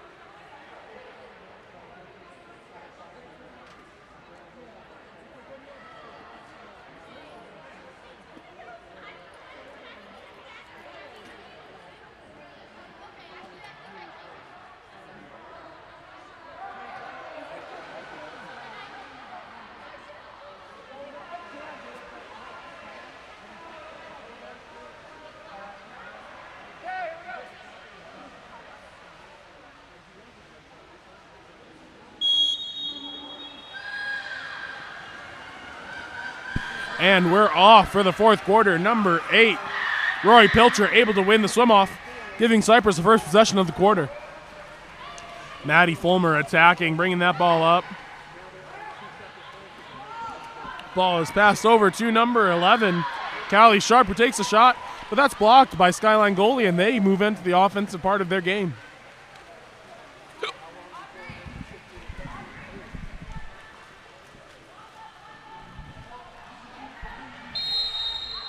Ordinary foul given. Ball is passed over to number 11, Grace Peters. Ordinary foul given to her. Ball is kicked over to Lauren Groves, who takes a shot, handled by Janica Doney. She is swarmed by number 16, Rachel Dalton, and she's able to earn the steal there. Lauren Grow with it. Ejection called on number 8, Rory Pilcher. She will head to the ejection box and talk to coach for 20 seconds. Number 11, Grace Peters, passes it over to number 8, Audrey Shapiro. Audrey back to Peters. Shot is tipped and then blocked there by goalie Janica Doney, giving them their next offensive possession. Ball is passed back over to number 8, Rory Pilcher. Pass down the line to Adriana Leon. Takes a shot off the crossbar. Ball resides in the middle of the pool. Ordinary foul given to the goalie for Skyline. Number 11, Peters, now has it. Pass it up to number 12, Jane Sundberg. Jane bringing the ball up. Over to number 8, Audrey Shapiro.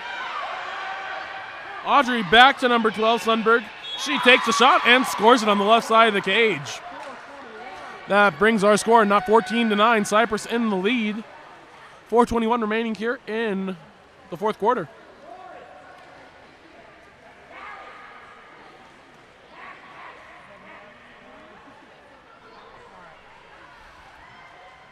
Ashley Larson with the ball. Ashley pops it, and we're on to the offensive part of the court. Ball is passed down. Number 7. Pass the ball down the line to Adriana Leon. Eventually, ball is stolen and then stolen back. Adriana Leon has it. And we have an ejection call. Number 6, Lauren Grow, is going to go to the corner. Ball is kicked back to number 7. And meanwhile, we have a timeout called by Cyprus water polo coach Jason Hayes. They'll talk things over for a quick minute, and we'll be right back.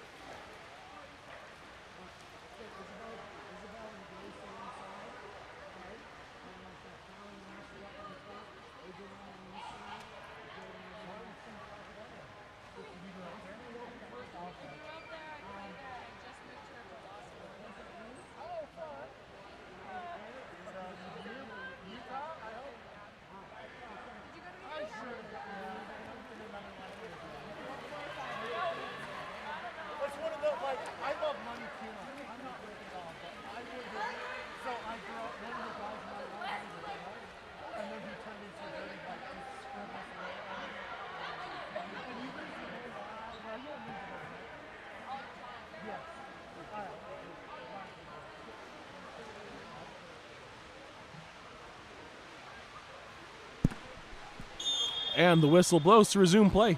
Ball's passed back up to number 11, Callie Sharp. Callie pumping, waving, surveying the pool, trying to figure out some options. Up to number 15, Ashley Larson. Number 14, Adriana Leon, tries to set the ball. And that ball is stolen by number 16, Rachel Dalton. She decides to swim it up the pool herself, bringing it all the way up. She stopped and then swarmed for Cyprus's 15th goal of the game. 3:12 remaining here in the fourth quarter.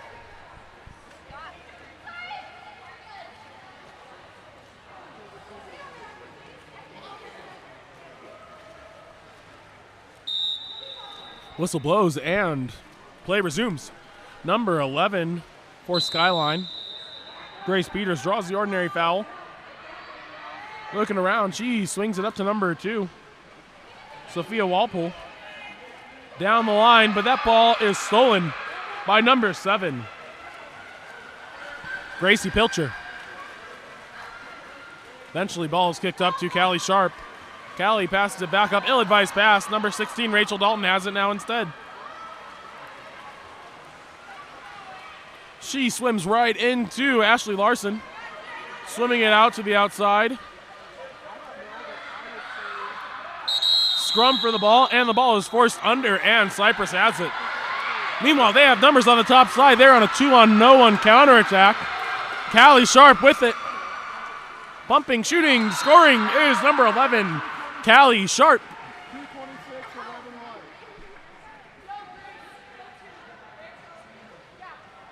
Score is now 16-9. Cyprus leads by 7 goals, their largest lead of the game. 2:26 remaining here in the fourth quarter.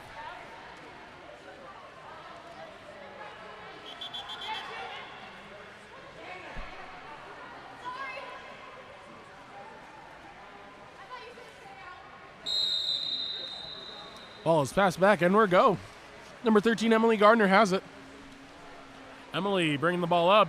Checked there by number 14, Adriana Leon. She's able to turn and get inside water. Looking, passes it over to number 2, Sophia Walpole. Takes a shot way over the cage, and Cyprus retains control.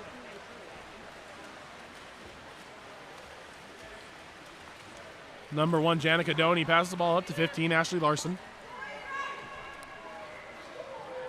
Eventually, ball passes up to number 8, Rory Pilcher. Rory looking. Ball turned over for pushing off. And Skyline has it. Rachel Dalton now controlling. Rachel Dalton giving the ordinary foul. Ball is passed over to number 11, Grace Peters. Grace takes a skip shot, skips it under the goalie's arms, and is able to score.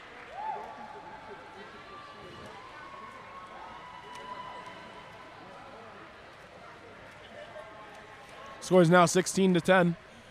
Cyprus High School out in the lead with 1:40 remaining here in the fourth quarter.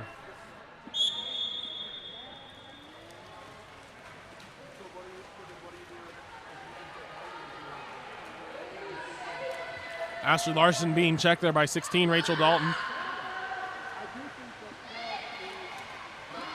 Ball finds its way down to number 8, Rory Pilcher. She puts the ball into Adriana Leon. Steps out, shoots, wide right, race for the ball. Skyline Water Polo gains control. Emily Gardner with it. Emily puts it into center, number 16, Rachel Dalton, who steps, shoots, and fires over the cage.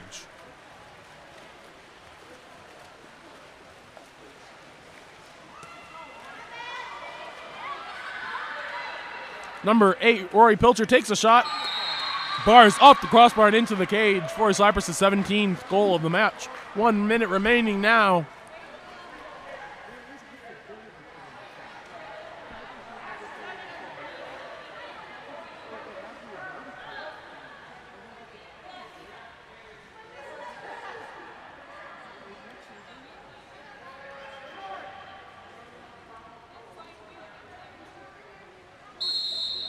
Whistle blows, and we're live again.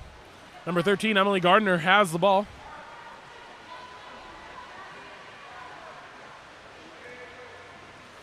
She turns to the outside. Has the center, Rachel Dalton, if she wants it. Finally puts it in. Rachel Dalton kicks it out down the far side to number 2, Sophia Walpole. Shot taken, blocked by Janica Doney, and we have a corner throw.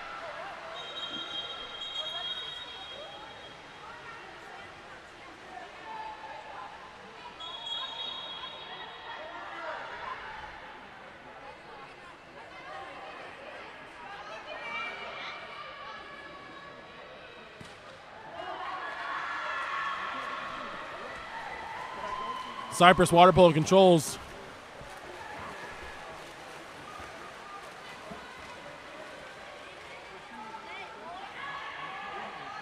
Janica Doney with it. Ball is finally passed up the far side of the pool.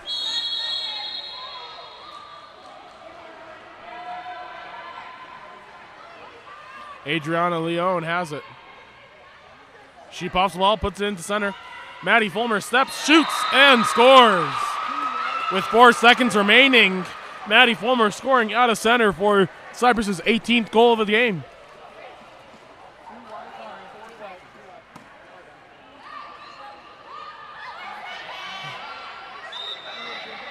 Whistle blows. Number 13 takes the shot. And that brings us to the end of the game. Final score is 18-10.